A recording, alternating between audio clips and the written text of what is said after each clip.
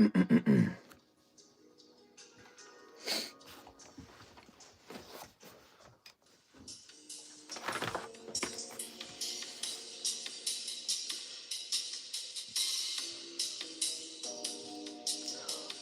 right, we are live. Welcome, guys, to the Saturday nighttime stream. Ooh, time to open a couple Pokemon cards or One Piece. Hey, what's up, Mr. Athim? How's it going, man? All right, we're setting it up. It's 6. Hi, 6. How are you? Dear 6, how are you tonight? Mr. Cutie Patootie. What? All right, so the title shall be, I'm back from Dallas, Texas. Story time. Live card shop. All right. Hitting save.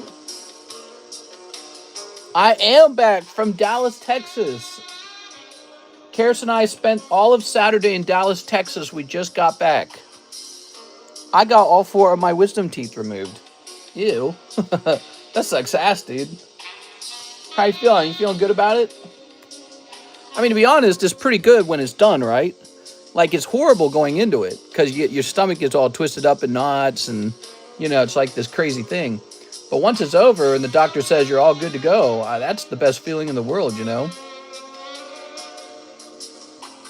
What is this freaking 1980s mall music? Skip! Let's turn this down. My mouth feels smaller and I'm eating porridge. Probably swollen. Porridge! You're going to have to spend some time opening up some Pokemon cards to feel better because you can't eat. Gotta get that dopamine somewhere. All right. Wall Street Journal makes an article about Pokemon. Let's hit refresh, see what the data looks like for the channel for the last day or so. We're at 98,676 subscribers. That's cool. All right. Well, it says for Friday, we did not pick up that many subscribes. That's interesting. Wonder how that works. And then for Thursday, we picked up like 37. That's pretty decent. We are on track to get that 100,000 by Christmas, guys. We're going to have 100,000. We are. Slowly but surely. Says here, we are shipping out Mr. NHCC. Okay, so we're gonna get that done. We're gonna get that done for Monday at least. And that's a big shipment. Martin Ramirez says, Misty's Gyarados break with credit. I need a scorecard. Martin Ramirez. When did he send this? He sent this 2 days ago. Oh no. So you guys might have noticed that I was not here for Friday. I have a very good reason. Karis and I had already planned out for a while to go to Dallas. And I just wasn't announcing that. I was just keeping that to ourselves. In fact, all my little cards are gone over here. Where are my pricey cards? They are all vaulted up. So we locked the house down and disappeared. So we went to Dallas, Texas for 1 day, just a day, and now we're back. But we needed to spend a day in Dallas and see what it was like. We are. There he is. Hey, what's up, Marshall Weber? I got so much to talk about. It was like a 1.5 day adventure, maybe. We are. Tossing this. Okay, and tossing this. As you guys know, Karis and I are whittling down the potential places we might move, and Dallas, Texas loomed large. That was one of the top choices. Not anymore. We're not moving there. No way. Dallas, Texas is out. No Dallas, Texas. All right, there we go. Well, shucks. Were you planning to move to Texas? Yes. Dallas, Texas was a top 3 choice. Top 3 choices being Reno, Knoxville, Tennessee, and Dallas, Texas. Or just somewhere in Texas. I told you wouldn't like Texas. Now, why did you think I wouldn't like Texas? I want to hear your reasoning, Cody. Now, I can say I've been to a few places in life. I've been to New York City for a week. I've been to, I've actually been to Mexico for a week, right? But some of that was in Cancun. But we spent a day in Mexico. and then the rest of that in Cancun. I've been to Florida like 10 times. I've been to Florida a bunch. I've been to Nebraska. Wichita, Nebraska. Well, shucks. Did I mention North Carolina? We did North Carolina. Kirsten and I did. And now we've been to Texas. Everything's bigger in Texas. All right, let me go ahead and log in here. Oh, I want to expand our live stream so I can see your messages more easily. Too hot, too crowded, just didn't seem like the right kind of vibe that you like. Wow, kind of. Yeah, you're pretty spot on with that. I wrote down some observations for you guys. Are you ready? I wrote down some observations of Texas right away. So in case you're thinking about going to Texas, let me share some thoughts with you guys. Okay. Number one issue. Well, not number one, just at the top of the list. It was the first thing I wrote down, so maybe it was on my mind. It's perfect weather if you love extremely hot weather with horrible humidity. Yeah, so it's basically like Missouri July weather. We're in September and it's Missouri July weather, and I'm thinking, what's their July like? It's got to be bad, right? So their July has to be like over 100 degrees. It has to be. But yeah, that heat, it's only 7 hours away from me.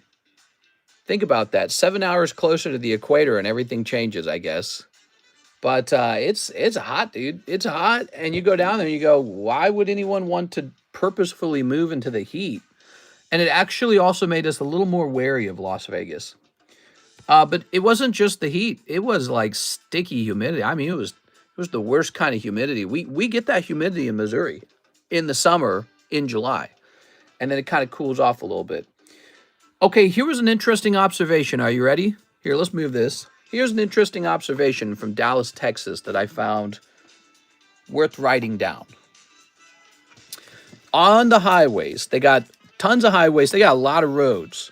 Dallas is huge. Dallas-Fort Worth is two major cities kind of squished together, and it's a suburbia hell. I mean, it's literally hell. It's so roasting hot.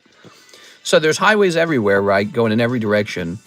Really impressive, actually, to a certain degree. Like, we noted how many, like a web of, lifted highway roads is just really impressive in a certain way. But all those highways, and I noted right away, the lanes are small. The lanes are tiny. They get these skinny little lanes.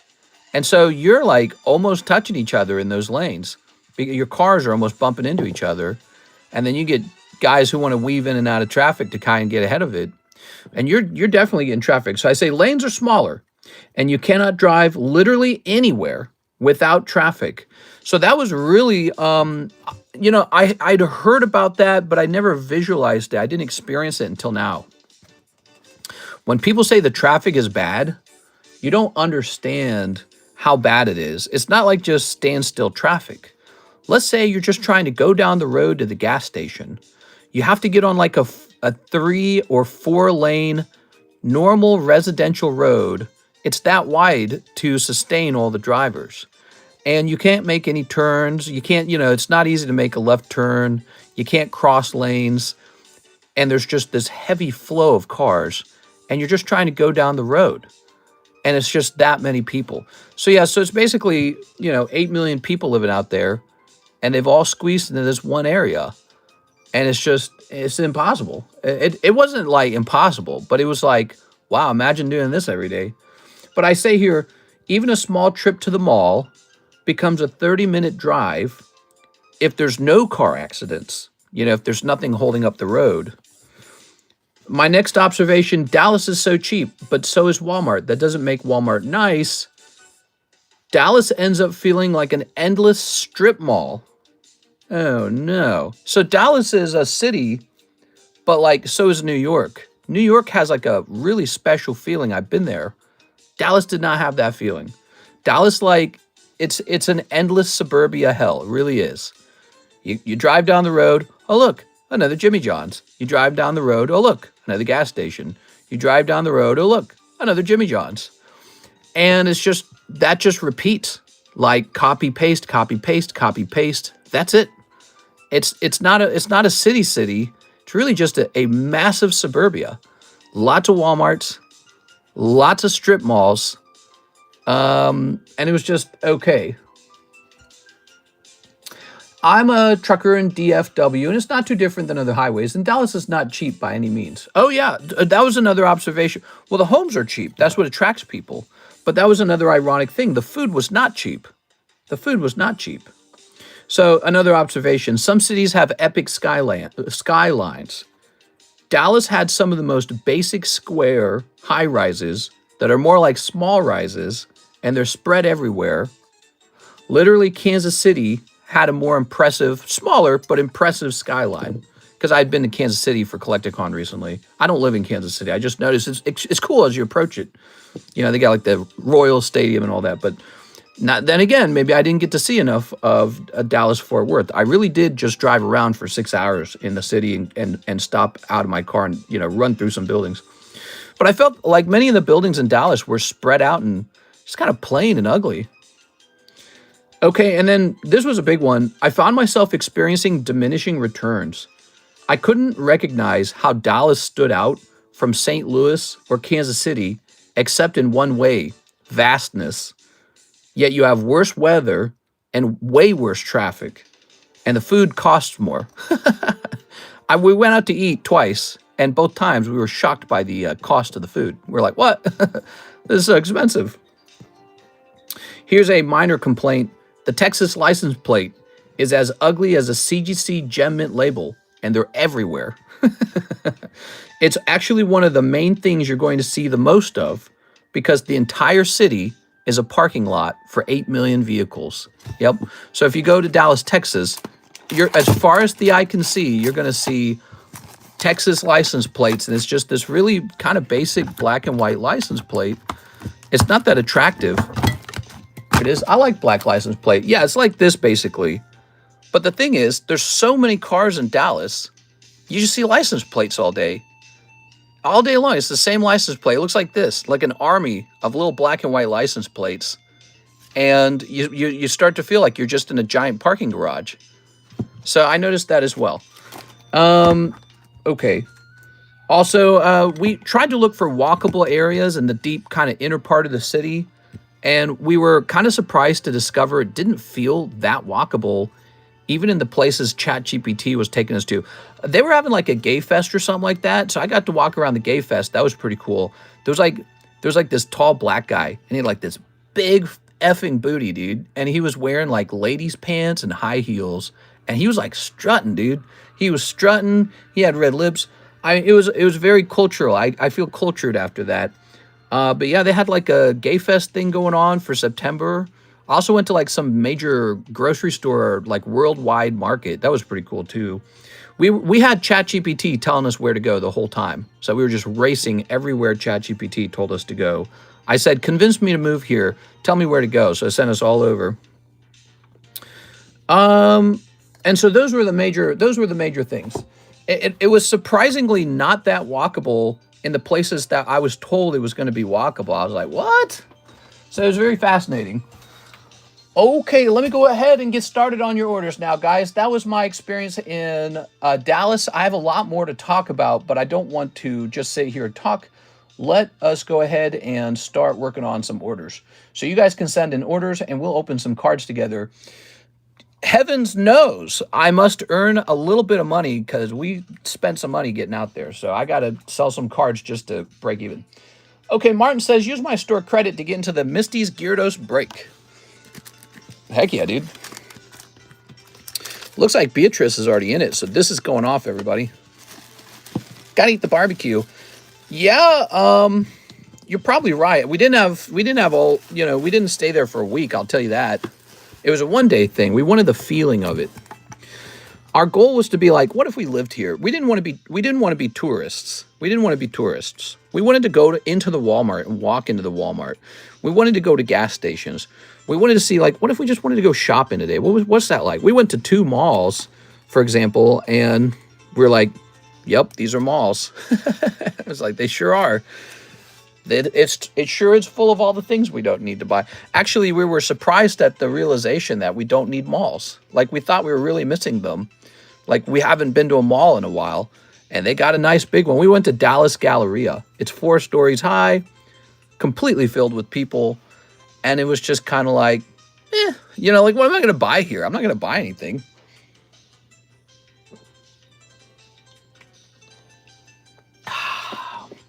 All right. I feel like there's a lot of bad barbecue in Texas and a couple good places. You thought it was humid now. Try going in July. Of course. Well, that's exactly what I'm saying. I'm saying I recognize that if it was that hot and humid in September, which it was about as hot and humid as a July, Missouri, it must be absolutely hell on earth. I mean, what I imagined is people must be huddled up in their homes, blasting through their energy bill in order to try and stay cold. And that's what we imagine. We're like, oh, this has got to be awful in the summer. You know, Missouri has a hot summer and a cold winter, but they're not like torturously hot and torturously cold. I mean, maybe July is pretty bad, but, you know, that's it. You go out and swim in the lake for a little while, and then that month is over pretty fast. And the months of June and the months of, I don't know, September, I guess, they're a lot more mild. Oops. Anyways, yeah, so they have some really hot heat. Go.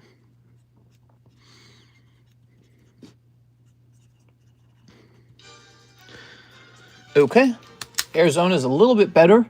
Give this poor man a like. Florida, humidity is ass as well.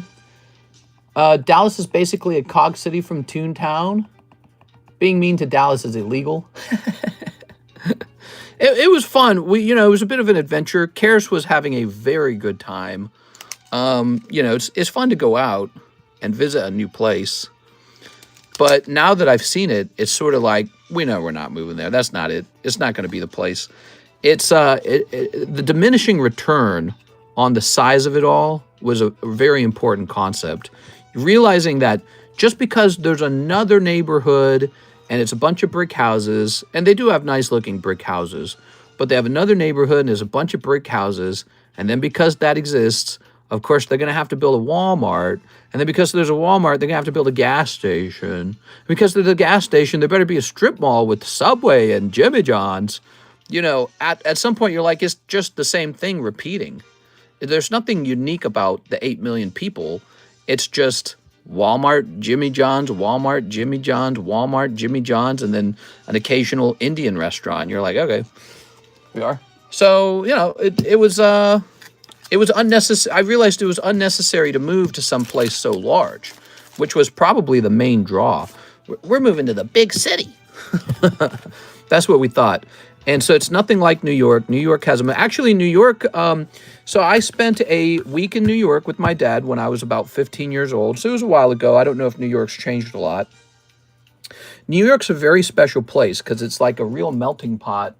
And it just has such a special vibe because of that. You're like, I'm in New York. And when I looked up the demographics of Dallas, I was kind of expecting something like that. But it was interestingly not that diverse. And that is to say, it's basically like a Latino city. I think the demographics worked out like this because I don't think the internet had it right. Or maybe like all the white people are hiding somewhere. I don't know. But it looked like there was like 40% Latino, then maybe like 20% Indian, Arab, and then maybe about 20% black, and then maybe like 10% East Asian, and like 10% white. I think we actually counted it at one point. There would be like one white dude for like 10 other people. And so, I joked to Karis, I turned to her and I said, this is the best Mexican city I've ever visited. It was an interesting feeling. It wasn't a bad thing. It felt very upscale, actually. Everyone was well-groomed and looked like they were well off. And, there were beautiful families there. It was very relaxing in a certain way. But it was interesting because New York's got a thing where it's really diverse. I mean, it's just the whole globe is there. And Dallas, Texas feels like a city that has been built very quickly out of people who have all relocated all of a sudden into one spot. So probably there were people living in Dallas, Texas 20 years ago who hate the change. They're like, I don't recognize my city anymore. And so it feels like a lot of people have come in there and now it's this new thing with new people in it. Rapidash on the right. That goes to Martin Ramirez. He gets the first round. Here you go, Martin. Yeah, it was really interesting because that does, it does have a feeling to it. Sort of like if the whole city was just Japanese people, you'd be like, oh, when did I move to Japan? You know what I mean? We got Articuno. But the demographics online say something like, oh, it's about half white. And we're like, that wasn't what we observed. So it was really fascinating. We went into a restaurant where we were the only white people, and we looked at each other and was like, wow. You have to understand, I grew up in Missouri, and we've been living in Lake of the Ozarks, where it's like 90% white. So it's very fun having that sort of, flip-flop experience. It's a nice variety. Both rounds going to Martin. Martin, you pull the Gyarados. But there you have it. That was a very fascinating thing, and yeah, it felt like a place that had just come together. That's how it felt. It didn't feel like anyone there was Texan. That was what I would say. Nobody there feel like, well, shucks, welcome to Texas. It didn't feel like that at all. Didn't feel like that at all. I mean, actually, there was a security guard in the mall, and he had like the Texas, the hat or whatever, the cowboy hat. He was like the only one. It was just one guy. It was just one guy with the hat and no one else. And so, the sort of like cultural stereotypes you get about Texas, didn't feel like that at all. And which isn't a bad thing. I mean, I'm not even looking for that Texas culture. I'm not looking for that for myself. I'm from Missouri, and I don't care whether I have it or not. It felt like everyone was told, hey, this is where the jobs are at. This is where the homes are at. And everyone fled over to the city of Dallas, Texas. So it almost felt like a very large mixing of people who are looking to move. What do you guys think of that? Is that an interesting subject? So, sometimes it's fun to talk about the demographics of a place. We are? All right. Hey, TCC, I got a Mega Lucario EX179. Nice, dude. Only 400. Why do we have 480 views? What? That is not a real number. I guarantee you that's not a real number. We probably have more like 80 views. I couldn't tell you. Look, the comment section, there's not 480 people talking. If there were 480 people talking, the comment section would be flying by. That is not a real number. Okay, if there's 484 people in here, I want everyone to say something or everyone to smash that like button.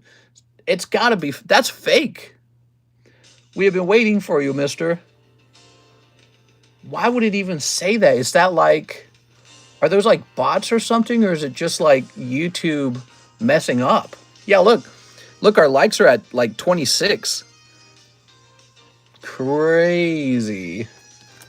All right. I have no clue. We are. The numbers got to be over-reported, or those are bots or something. I couldn't tell you. Here it is. It's the real One Piece. We in here, though, we all been waiting for you, mister. Oh, yeah. All right, here it is. Ooh. Back in the day when I did the TheCardconomist stream, we would regularly hit 500 to 600 viewers per stream for Monster Hunter. That was normal. It was like every day. Sometimes the day would be a little slower. It might be like, 380 viewers. But most of the time it was about 500 every single day. And people would toss me $20 here, $20 there. By the end of the stream, I'd made a couple $100 just in straight donations. You didn't have to ship anything. There was no supplies. You didn't have to convince people to get into a break. Get in this Espeon break. Come on, guys. He's Dallas tough. He's Texas tough. Anyways, one of the upsides to Dallas, though, I will say this. We drove around some of these neighborhoods they're building, and they are gorgeous. Really beautiful homes. But other than that, I mean, you can get a nice home in a lot of places. So that is their one upside. But, yeah, it's not enough. I'm not sold. Dallas is out. But we were planning to potentially stay an extra day, but we looked at each other and said, we're not moving here. And then we knew we were coming home early instead of staying.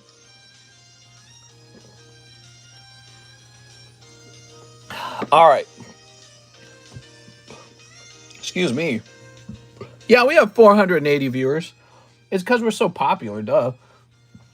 Team Rocket Grunt says, last spot in the jumbo pack break. Wait! I don't think this is the last spot. I think there's 2 spots left. All right, so we got CS Man and Victor. And now we've got Team Rocket Grunt. We need one more person in here in the jumbo pack break. Who's jumping in? Here we are. We got 3 people. Oh, the jumbo pack break's always a lot of fun. It's a bunch of random packs, just weird gobbledygook stuff, and it's very fun. Okay, now we also have an order from. Oh, look at all these. Oh my God, I spent so much money, guys. I spent so much money. I need to sell some stuff, man. I need to sell some stuff. All right, so we've got Mr. Mark J. Valerian for 2 packs of Yu-Gi-Oh! Legend of Blue Eyes. Hey, Mark. I've missed you, Mark. It's been like a whole day without you. I cried. The trip to Dallas was made via car ride. So right after the daytime stream for Friday ended, we already had our bags packed and we walked out that door and started driving. And we drove in the dark and we booked an Airbnb. Karis booked an Airbnb, I should mention, because she booked the Airbnb from hell. Whoa, look at that. That's the chase. Mr. Mark must be getting that good karma for all his giveaways. Look at that. That's what you're trying to pull. Mark, you got it. I did it. Okay. Here we are. Why does the viewership say 400? That is so not real. I swear to God, we probably got like 60 viewers right now. Miss you too. Oh! Oh, what the hell? I needed to scroll. Holy hell, mad people are here. 481. TCC, how much money have you invested into gold? I love gold! Not that much. I got a little bit of gold, though. Not that much. Mostly Pokemon. Canal got cooked today. It was so crazy. Crawford is insane. What? Texas also got roaches. Don't forget that. He said he didn't like it, but spent a bunch of money there. I mean, it cost us a lot of money in general. So we drove down there, and there was a lot of gas. You know, it took a lot of gas, and we went out to eat twice. And the Airbnb, Karis just picked out a cheap Airbnb. I was like, hey, get us an Airbnb. She did not research it. She just opened the app, picked out a cheap Airbnb, and we're good to go, right? She got an Airbnb in the worst part of town. It was basically... she basically got an Airbnb in like a project housing area. Oops. And we arrived at 4 a.m. in the morning to sign in. And it felt like we were going to get shanked. I had a guy approach me and ask me for money. A guy walked up. He said, you got a few dollars. I had to tell him no. And Karis was like mortified. She's like, where are we? Yeah, she booked an Airbnb in a bad area. Oops. Mr. Mike, she didn't actually research any of it. She just picked the cheapest one. Do you see what I'm saying? She picked the cheapest possible room in Dallas, Texas, and it was like kind of in the ghetto. And so we had one night in Dallas, Texas, where we thought we were going to, you know, have to look over our backs when maybe we're getting in the car. You know he wants to say the hood, not a bad area. She booked and it was the smallest room I've ever booked in an Airbnb. The smallest room. You walk in the door, and by the way, it looks like there's blood on the floor, but I'm pretty sure it's just like people's garbage just leaking like oil or some gross stuff. There's like blood on the floor. But you walk in the door, and it's essentially just a Johnny on the spot. It's a Johnny on the spot bathroom with a bed and then a family room. That's it.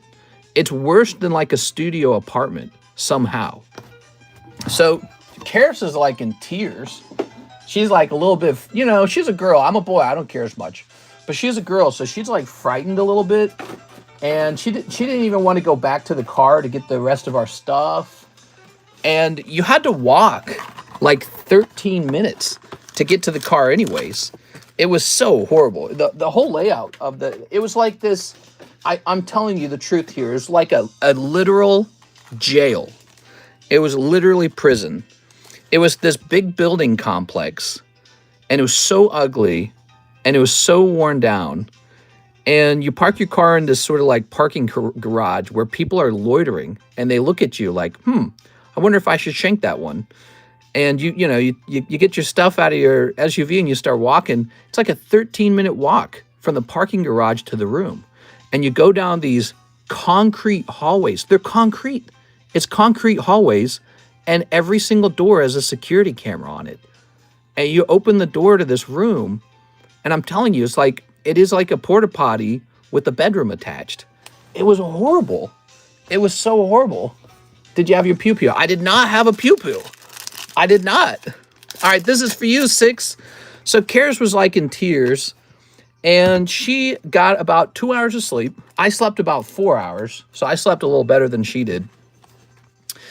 The building is so close to the road, you can hear like peel outs. So all night long, there's cars peeling out for some reason, right? Just like screwing around.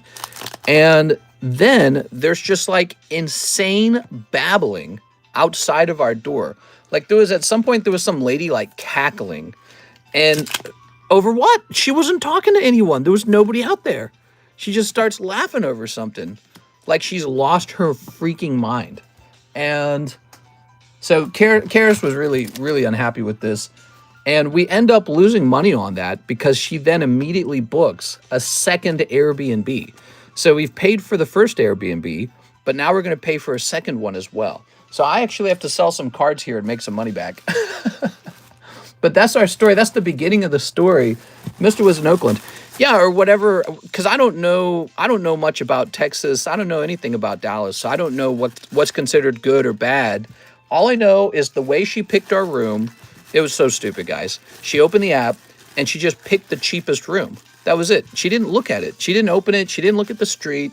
She didn't research the street it was on. And mind you, when we arrived, there were all these metal gates around the access to the building, because the building was like a prison. And so you have to push this like code to get in, but one of the gates is broken and just open. It was horrible. And the code doesn't work, and we snuck in on the broken gate. Here's a them 5 Final Fantasy gunslingers. And the trash, it was so bad. The trash. They had this trash can, and it was so overwhelmed. Like nobody ever takes the trash away. Like they don't have a trash pickup. But they had this big dumpster, and it smelled like dead fish, which it probably just did have dead fish in it. That was probably it. But it was just, there was so much trash, and it was just everywhere. And I just didn't get it. I was like, who does this? It's almost like somebody took the bag of trash and just dumped it on the floor and then said, good, now I'm done. So I don't understand, why not just like keep it in the trash bag and then tie the trash bag shut, just leave it by the dumpster. And there was a broken glass literally everywhere. It was everywhere. Like you drink a beer out of a glass bottle and then on the ground for fun. It was everywhere. So there's just trash, and it's just drifting about. And you're in this giant concrete hallway that you've snuck into through the broken gate. Every room has like this security door with the security camera that stares at you as you walk by. There's people standing around looking at you like, what the hell are you doing here? And we go into this tiny, tiny, tiny room. There's no TV in the room. It's an Airbnb with no television. I've never seen one of those. You go in, they got a couch that's so bad, you wouldn't bother stealing it if the door was left open. There's no pillows. It's like supremely uncomfortable. And then the bed had no pillows on it either. So a bed and a couch with no pillows, and there's no television. What do you guys think of that? There was no kitchen utensils. There basically wasn't a kitchen. So you weren't going to cook anything. No kitchen, no television. The couch had no pillows. It was like made out of plastic. The bed, which was just this rickety ass bed, and I was scared. I was like, what have people done on this bed? You know, I was looking at Karis like, what are we laying down on? and there were no pillows. So you had to take like the blanket and ball it up under your head because they're like, you don't get pillows in this lovely apartment. And the bathroom was like a porta potty. It was just the smallest bathroom. And the only way the bathroom could have been less private is if Karis put her ear up against the door while I'm taking a dump, because it's all that small. It's like this. It's like the size of a closet. The whole room was the size of a closet. The Airbnb room that she got for such a good price, it was the size of a closet, and she hadn't bothered looking that up. Oops. So she's not going to do that again. But it was a really interesting experience. So I knew right away, I was like, you guys are going to love this. That's why I was telling her my audience is going to find this so funny, because it's such a fun story. Mr. went to a trap house. It was 100% a trap house. It was 100. What were the guys doing out at 3 a.m. with the morning? There was a guy. It was this big fat guy, right? He was a big fat guy, and he had a motorcycle, and then he just had this little girl, and she just had her butt hanging out of these booty shorts. I was like, holy. She had her whole ass just hanging out of booty shorts. And I'm like, I need to get a motorcycle, apparently. Because if you got a motorcycle, you've got game. But yeah, I mean, it was all of it was so weird. Every second of it. All right, Mr. Athim. There was so much going on that my brain was like, I'm not going to remember all of this. We are? Hey, don't hate on my Airbnb. Now you can say you visited the hood. Yeah, I spent a night in the hood. That's not Dallas's fault. Don't downpour Dallas for your trap room. No, but after that, I was like, Karis, just get a nice house. So she sat in the room with me. She got like a nap basically. And she spent like a couple hours poring over all the Airbnbs. And then we got a nice neighborhood Airbnb, but that one has a story too. It was bad too. Here's Steven Sistrunk, paying down Pelipper. You got it, Mr. Steven. All right.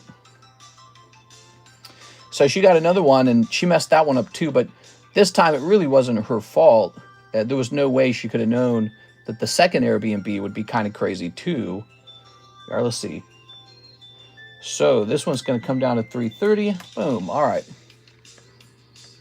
But yeah, that was a really interesting experience. And Karis, again, she was like in tears because I think she basically thought, because she knows I'm a little bit of a Scrooge type, right? I'm pretty sure she thought I was going to force us to stay in that room instead of getting like a hotel or another Airbnb. She was like, oh no, this is it. This is where we're staying, isn't it now? Okay, box of OP9 and box of OP13, Joshua Whipple. Here's that. And OP9, huh? I think I have to stand up for the OP9. They got you, mister. They pull you in with the cheap price, and then you realize it's the place that has no money. Yeah. Well, again, I didn't pick it. She picked it, and she's like, I'm going to get the cheapest one. And she sure got the cheapest one. She definitely got it. And it was, again, it was an interesting experience. Obviously, I didn't die. It was interesting.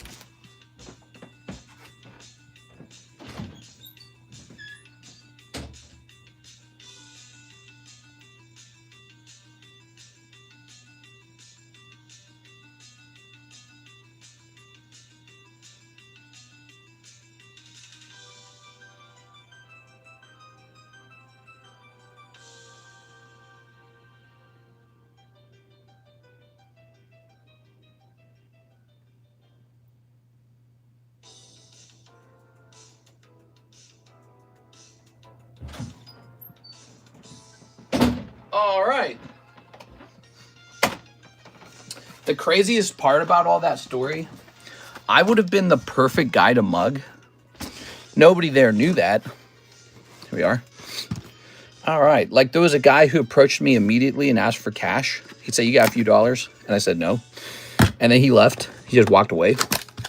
But there was like a group of people just hanging outside with like girlfriends watching us. They're looking at us. What they did not know is I had a box with probably $10,000 of Pokemon cards in it. They did not know that. And I carried that into the room because I didn't want to leave it in the car. I bring a box of cards with me that I work on always. Here we are. It's a box of cards where I'm analyzing them for their ability for Black Label. So I'm prepping them for grading. And so I tend to do that if we take a night out. I bring cards with me. I don't ever stop working, really. Like I don't stream, but I keep working. Okay, you guys ready? 500 views sound fake. Not too many people commenting. It's definitely fake. We do not have 500 viewers. Yeah, I have no clue why that happened. I don't know if we're getting botted by somebody else. I don't know if YouTube has the viewer count wrong. We do not have 500 real viewers. No, not at all. Our normal viewership is like between 60 and 120.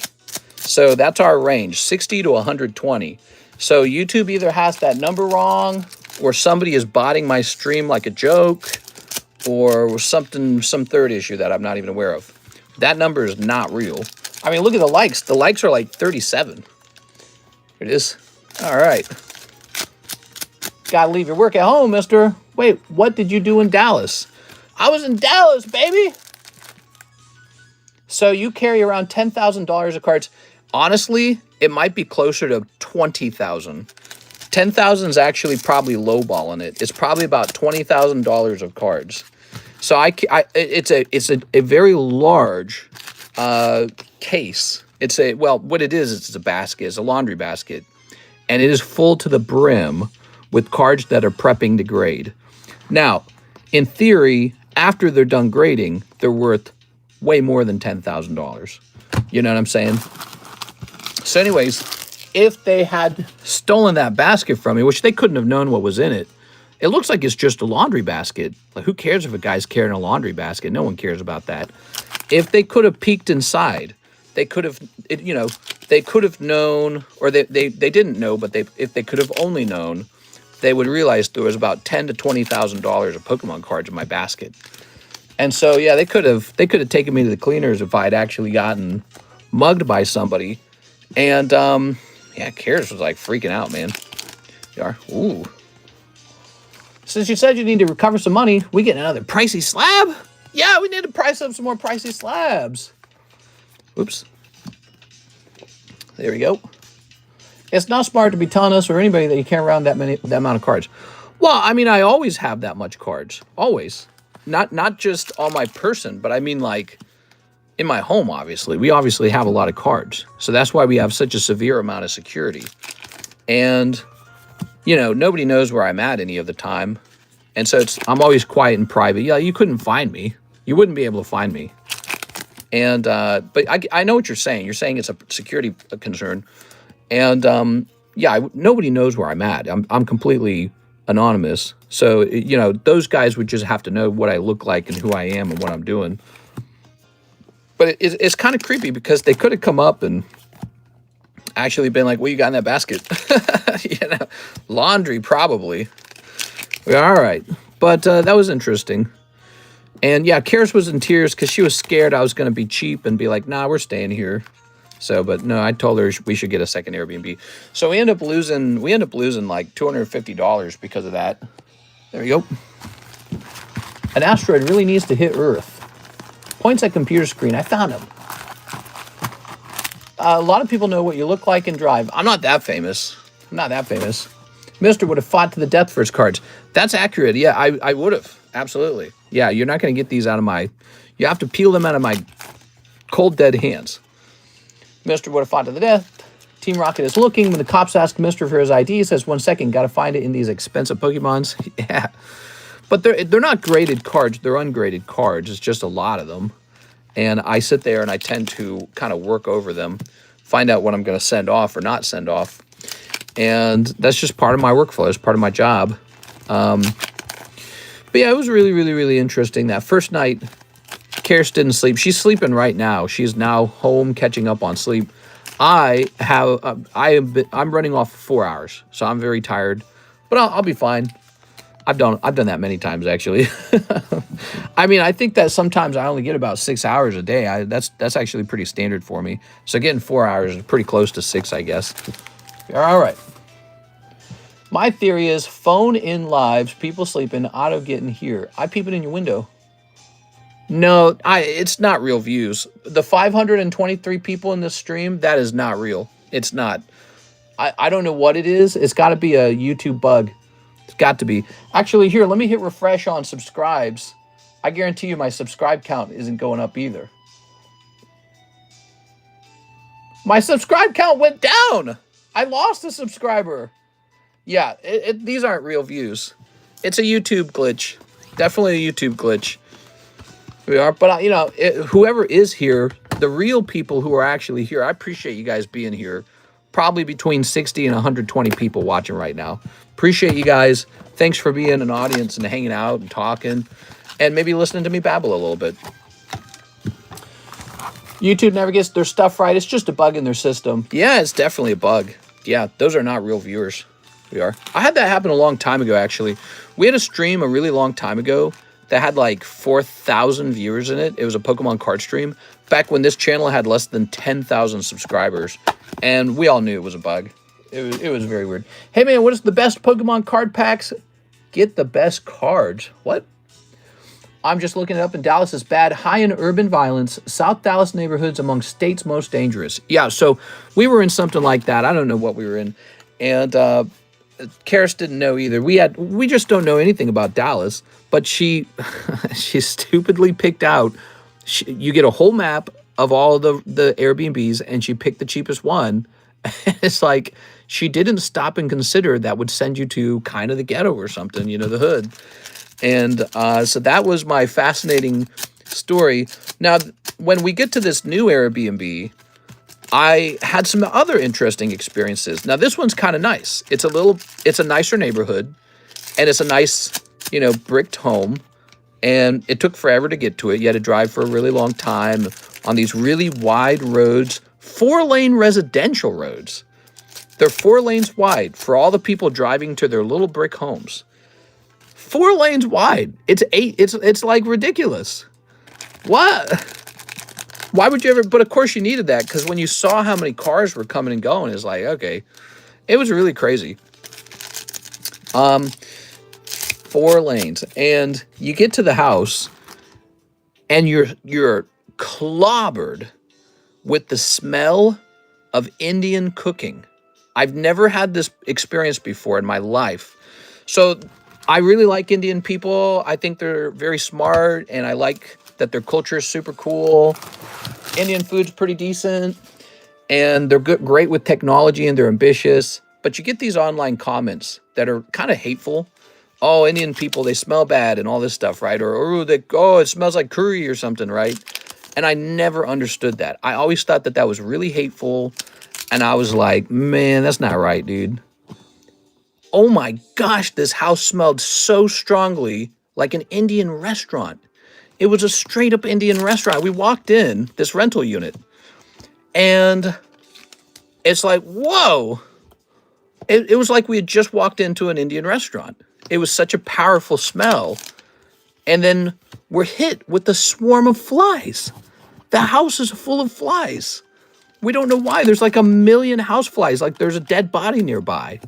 And we looked it up, and we read that could be a common problem because the smell attracts flies.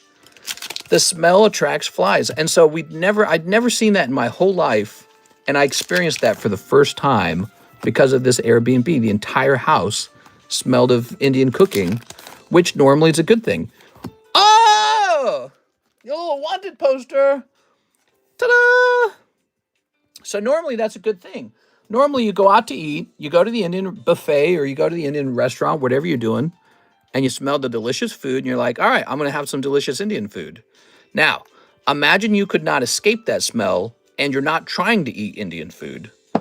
That's it. That's what people are complaining about. If you don't want to smell it, maybe you just want to smell fresh air, or you want to smell trees or leaves. You cannot. The only smell is the smell of the seasoning. It's very powerful, and I can't forget it now. It's like ingrained in my head. It's like, oh, and that was another thing about that ghetto building, by the way, the previous one. It stunk like some mix of chemicals. Weed, cigarette, and question mark? It smelled so bad. Like somebody was burning, you know that tar on the roads? When you were a kid, you could take a magnifying glass to the black tar and make it smoke, and it would give off this horrible chemical smell. It smelled like that. So it smelled like weed, cigarettes, and question mark. The room smelled like that. And so that was another smell we experienced. just like a day ago. It's a house where people do drugs, clearly. Exactly. It was a house people rent to do drugs, perhaps. But yeah, it had a horrid smell. Really horrible. And so it was like very creepy and very uncomfortable laying in that bed. And so, and then we go to the brick house, and it's in a nice neighborhood, but it's full of flies, and it has the most pungent Indian cooking food smell I've ever smelled. And it's in every room of the house. And I'd never experienced that before. And now I get it. I actually get it. It almost seems like if you were a landlord, one of your rules could be no smoking cigarettes and no cooking Indian food, because if that smell is that strong and that permanent in the home, you have to de-smoke the home. I just spent $7,000 de-smoking a home myself. Remember, we were renting to John. He was a heavy smoker. He smoked weed and he smoked cigarettes. And so we had to pay $7,000 to a contractor to completely remove the odor. They have to repaint the walls. They have to replace the carpets. It's a lot of work. And they have to do some stuff to the ventilation. And they have to use like ionizers or something. It's a lot of work. You have to do that. If a family cooks Indian cooking for too long in your home, I'm pretty sure, that has to be the explanation. It must have been on the walls and in the fabrics. So it was a really fascinating experience, and I learned a lot. Ooh, very cool. I'd never experienced any of that. And the flies was really weird too. There were just so many of them. They were all over the place. You are. It's like they were. Karis took some pictures. Maybe I'll post them in Discord. But you go toward the window, and they're all over the window, just like a horde of houseflies. And you look on the floor, and there's like 50 of them, and they're just dead on the floor all over the place. And you're like, what are they eating? Where are they coming from? All right, there we go. Mr. got hit with the curry walls. I'd never experienced that before. By the way, I don't hate Indian cooking. Karis, she would probably list that as her #1 favorite food. #2 would probably be Mexican. So she likes two types of food, Indian and Mexican. I would probably rank Asian, sort of like Chinese, Japanese is my favorite, but I don't mind Indian at all. But to not be able to escape the smell when you're not hungry, that was an experience I'd never had before. It was really, I get it. I get the complaint. All right, some beautiful pulls. Look at that, man. I hate carpet, mister. Smoking in the house is awful. So that was for our friend Joshua Whipple. I think that was a pretty good round, Mr. Joshua, because of the wanted poster. Wanted posters are hits, if you guys didn't know that. You always want to pull a wanted poster. All right, Josh, first hit of the night. I'll send Buggy to BGS. All right, I'll get it. I'll grab it. Buggy time. I was bugging out because we had bugs in the house. We brought Kitty with us, by the way. She did not like being in the kitty holder, but once she was let out into the trap house and into the Indian cooking house, she had a lot of fun. She actually was like catching the little flies and eating them. So I was like, Jesus. She was having fun. On the ride home, she was a lot more chill. Like she kind of understood, I think. All right, there we go. She was adapting. Smoke probably affects the wood walls, and you guys have insulation too. For me, it's bricks. I don't think smoke affects it. She was eating flies. Yeah, cats will do that. They'll eat bugs. Cats eat bugs. There were little flies flying about. She would capture them and eat them. It was really cute. There you are. All right. It's a little snack. Have you tried Korean food? That is #1, I'm promising you. I have. We had a Korean restaurant next to us when we were living in St. Louis going to college. And it was very expensive. It was like $60 to eat there, which, 12 years ago, $60 for a restaurant is a crazy amount of money. But the Korean restaurant was very good. It was family owned and ran by Korean immigrants. And it was an upscale restaurant. They had all kinds of stuff. They had like bulgogi chicken. They had like a hot pot. They had a grill. They had these little things where they would bring out like 20 dishes to you, and they were like little dishes, and it'd be like pickled lotus root or moldy tofu. And so it was like this broad variety of these little dishes, and they were so good. There was a really nice variety of them. And so we really enjoyed it, but we only ate there twice ever because it was too expensive for us. We couldn't afford it. We were too poor back then. Now we can afford it, but we don't live near it, so we can't eat there anymore. There was also, right next to that restaurant was a Korean grocery store, and we would buy food there all the time for fun. That was actually very affordable. So we would buy like Korean noodle dishes and stuff. We are. Ooh. Okay. Stinky tofu. Yeah, Korea is known for their side dishes. Yeah, they would bring out, I swear to God, they'd bring out 20 tiny dishes. They were like little silver plates like this big, and each plate had a different style to it, like sweet syrup on something, spicy, something fermented, something with vinegar, and they just brought all these different bibimbap. You know, they brought all this cool stuff out. What is tofu? We all thought your wife was eating flies like a Goosebumps book. No, not her, the cat. The cat. What? She's eating flies? My wife's eating flies. Ugh.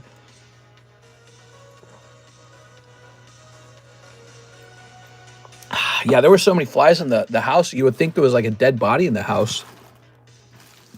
Here we are. And it didn't, you know, it smelled appetizing. It did. It smelled appetizing. It smelled aromatic.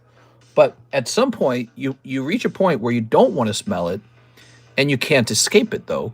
So you're like, oh, that's why people complain about this. Because once you're tired of smelling it, it's no longer fun. You want to get away from it, and you can't. Isaac Thomas, he wants the jumbo pack break. That's it, it's done. Jumbo pack break going off.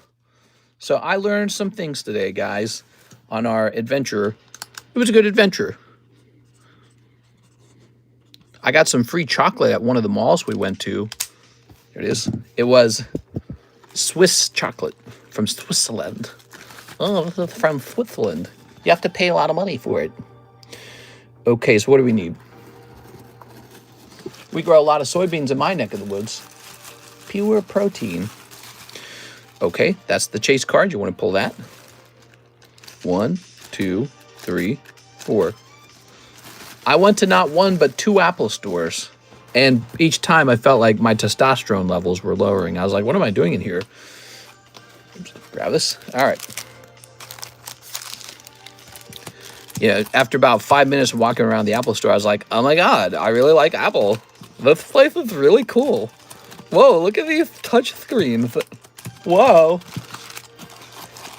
Oh, and when we went on the...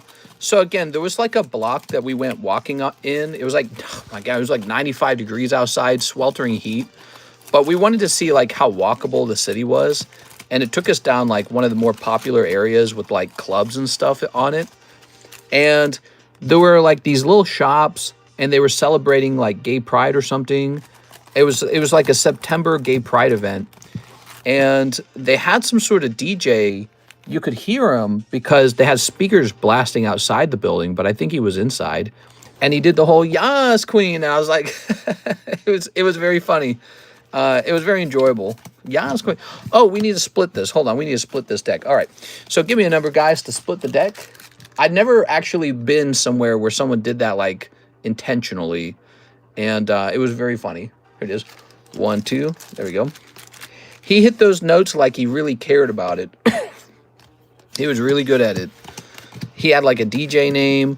There was actually a guy who he was like gay but also a furry, and there was like these sex shops nearby where you could get like a doggy hat or something like that, like a BDSM doggy hat. I was like, ooh, am I getting one of these cares?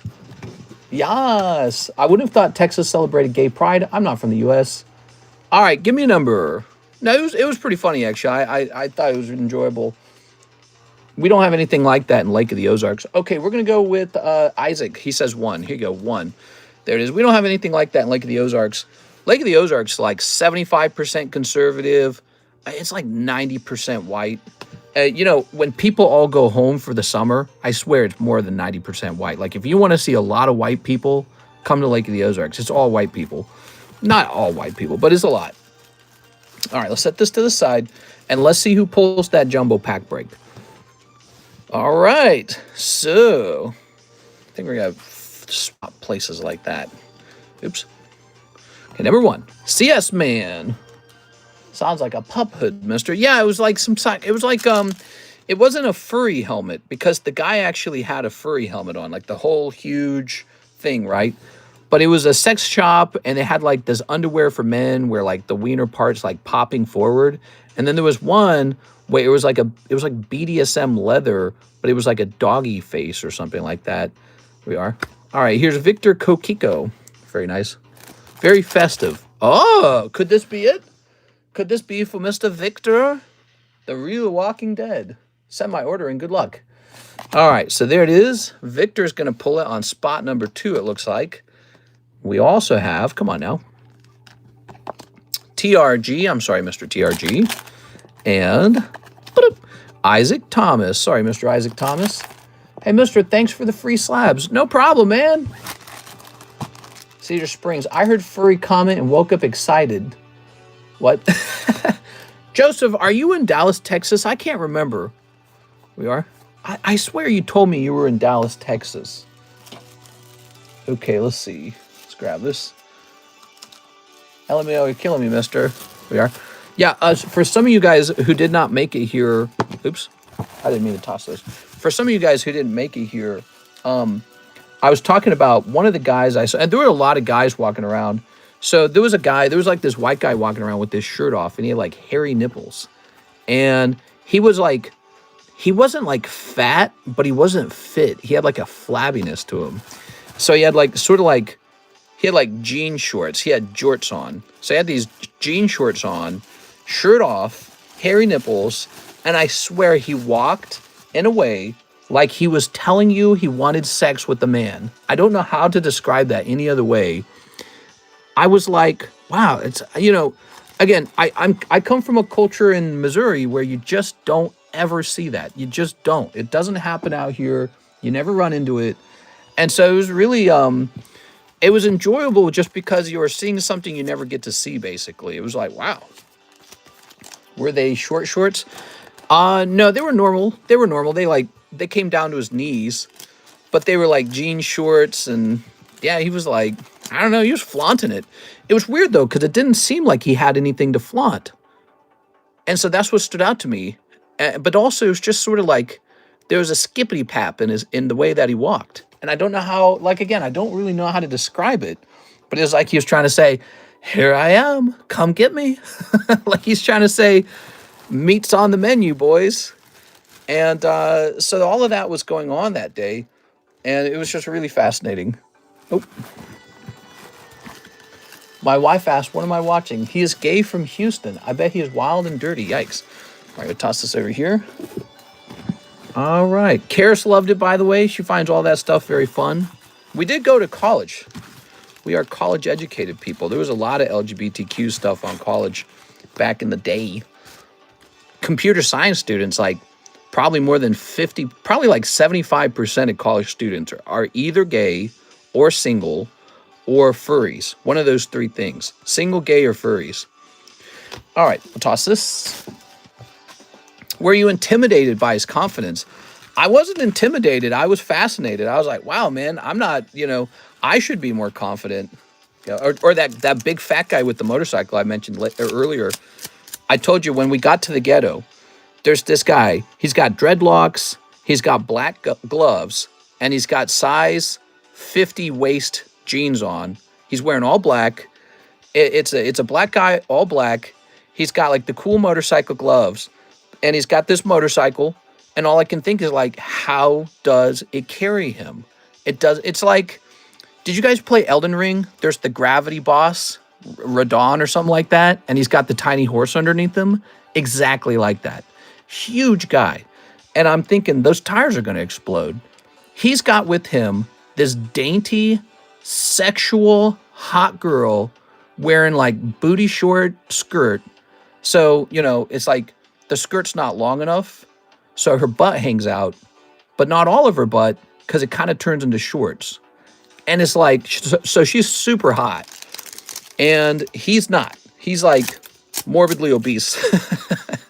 But he's got a motorcycle. And that's what you need. I guess that's what you need. I don't know. So he's talking, or he's risen her up in the parking lot. And it's like, I think it's like 4 a.m. in the morning-ish. So you know they're gonna, you know, if they're up together, I don't know where they live or what they, and there were a couple guys walking around with girls at like 4 a.m. in the morning. I'm like, what is anyone doing up right now? I know why Karis and I were up. It's because we were trying to get that drive in so that we could be active all Saturday. But I didn't understand everybody else up at 4 a.m. Like, what are you doing at 4 a.m.? You should be in bed. See, I sound like a boomer, but it's true. I go to bed. You can go to sleep and just do stuff in the daytime, right? Just do it in the daytime. But yeah, I mean, I was so impressed by that. I was like, how's this guy so confident? I think I've only seen men with the build of Megan Thee Stallion in Texas. We are snipping this. One, that was another one I mentioned. Big black man, real tall. This guy's not super fat, but he's got a really fat ass somehow. Full beard, long, beautiful hair, red lipstick, big ass, and he's wearing women's tight, like a leather pants almost, right? Like a stretchy pants. And he's wearing high heels, and he has a strut, dude. Like, he knows what he's got, and he wants you to know too. And again, it was just like really fascinating. I never see that. I grew up in conservative areas of Missouri, and now I live in one of the most conservative areas of Missouri. And so I never get to see this stuff. It's very rare for me. All right. It's very zesty. I see it on the internet, obviously, but I never see it in real life. All right. But he had to have been like 6'4". He was really tall. And so that's another thing that stood out to me. Oh, no, a lot of tall people in Austin in general. There were some tall ladies. I was like, holy mommy. There we are. There were some tall ladies, man. Okay. Very nice. Don't listen to Mr. Everything. Think of Jessica Alba. Do that. Jessica Alba. All right. So this is all for Victor Kiko. He's got the jumbo pack break win. Look at that. Oh, yeah. Let's see what he pulls. Can he pull? So he got this all for 40 bucks. Can he get 40 bucks back? That's the question. Ooh, what's this music? Skip. Okay. It was fun. We had a fun time. I saw a lake. I was like, yep, that's a lake. Actually, it made me miss the Lake of the Ozarks. It didn't make me like their lake more. I wanted to go back to Lake of the Ozarks. It's weird. Is that the cat? Oh no, that's the music. Lake of the Ozarks is nice, man. It's a special kind of lake out here, man. It's not just like a lake. It's the hills around the lake. So the lake is surrounded by hills. That's what forms the lake. It's the hills. That's why the water's trapped here. It's not a natural lake. It's a flooded area of the Ozarks that got flooded when they created the dam. And so this area became a lake because of the hills. So it's very special out here. It's a very snaky lake with a bunch of beautiful hills. And I saw a lake in, I told ChatGPT to take me to one of the nice lakes that was nearby. And we went, and I was like, this is pretty mid. I was like, this is just okay. It is. It was just like flat. There wasn't anything to look at. It almost looked like a swamp, to be honest. It was like a swamp. It was like a swamp. It wasn't like a national treasure. It was a swampy lake. It is. And it was hot and it was humid. And I was like, wow, this is not as good. Let's get out of here. Here it is. The hills have thighs. I would have picked you up in my Harley wearing my leather pants and leather cut. Oh, so are you are in, hold on. You are in, Wild is my middle name. We were in Dallas yesterday, and I was trying to remember if you were in Dallas, but even if I did remember, I wouldn't know how to contact you and tell you that I was there. Like, I wouldn't know what your Discord name was. All right, here we are. Very nice. Ooh. Oh, look at that. Looks like he's getting a terrorist bombing. Okay. So that has been my weekend. I got to see some really cool buildings. I got to step into a museum. I walked through 2 malls and realized, wow, it's not really malls that we're missing in our lives. Like, it was fun. And it's probably really nice in the winter to have somewhere to walk, because that's a big problem out here in Lake of the Ozarks. But I don't know. I don't know if malls is the main thing we're missing in our lives. We are. I live in Houston, but did live in Dallas for a while. Dallas getting too wild. Yeah, I think I mentioned that earlier. I said Dallas felt like a place where everyone living in Dallas is not from Dallas. That was the feeling. There it is. I felt like everyone just migrated to Dallas for the good jobs and the cheap homes and the beautiful brick homes. Here we are. And people who are originally from Dallas probably feel like it's a different city entirely, I'm sure. I'm saying your message is Brandon Mr. touched grass and realized his grass was better. Well, no, that's not necessarily the case. We're probably still going to move out of here, but just not to Dallas. Just not to Dallas. And one of the most important things we wanted to check on were the quality of the lakes and the quality of the food and the quality of the walkable spaces. You know, like, what's it like living there day to day? And ultimately, we said, you know what? We're all right. The big takeaway was definitely when we realized having 8 million people doesn't mean that your place is the nicest place to live. Just means you've got 8 million people. And you could have a city probably with just 1 million people, and it could be really nice. And it helps define sort of like, what are you exactly looking for? I think I am looking for better weather. I think the weather is actually important. So I think that Knoxville, Texas is definitely a place we have to test very soon. Tennessee is interesting because near the Smoky Mountains, the summers only get up to about 90, and they get mild winters too. That's a very interesting concept. Here we are. Ooh. We can move to Tennessee, and my children will be like, well, shucks, Daddy. Look, I just caught me a bobcat. Here we are. So I don't mean to offend anyone from Texas, by the way. We're basically neighbors. I mean, Missouri and Texas, I think they share a border. All right. If you haven't done it yet, hit the like button. Oh, here's another experience. We were driving through Oklahoma to get to Texas, and yeah, damn, there's a lot of casinos, and in particular, Indian casinos. Talking Native American tribal casinos. There's a lot of them. There were like 3 large ones, I think, on the way to Dallas, Texas. We drove past, besides all the gentlemen's clubs, you know, there was like a bar called Double D's. There was another bar called Hookers. And these were like middle of nowhere bars. And it was so obvious that they were gentlemen's clubs. I think anyways, I could be wrong about that, but it seemed that way. But as we were driving, we ran into gas stations that were ran by the Native American casinos. And the gas stations would say, yup, you can gamble in here. And it was like, wow, that's crazy how gambling is such a big deal. And I felt in a way that it was kind of a bad thing. Look at this. Blighted Embers, Aguara, and Trample. Thing is, I don't ever hear a lot about Native Americans. I don't know what they get up about to. I don't know what they do, actually. Like, I don't know what their thing is. And they've got these dazzling casinos. But I think to myself is like, you don't want to be remembered just for casinos, though, right? That's why I was thinking. As I drove past 1, then 2, then 3 of them, I thought, this is the only time in my life that I've ever actually seen something that is like Native American. And it's all casinos. And I felt like that was I don't know, because casinos are generally looked at like a type of hedonism, like a type of vice. I mean, we do gambles ourselves here, don't we? So I'm not against it. But I don't know. It's like, if that's you can't be known just for that. You got to be known for that and something else at the same time, like inventing, I don't know, something new. Or I don't know, just some sort of cultural thing, cultural event. Like the Germans have Oktoberfest. But yeah, I don't know. It was fascinating. I saw it and I almost felt like it was a problem where it's like, you will be remembered for more than casinos. And yeah, I don't know. That was on my mind. What do you guys think of that?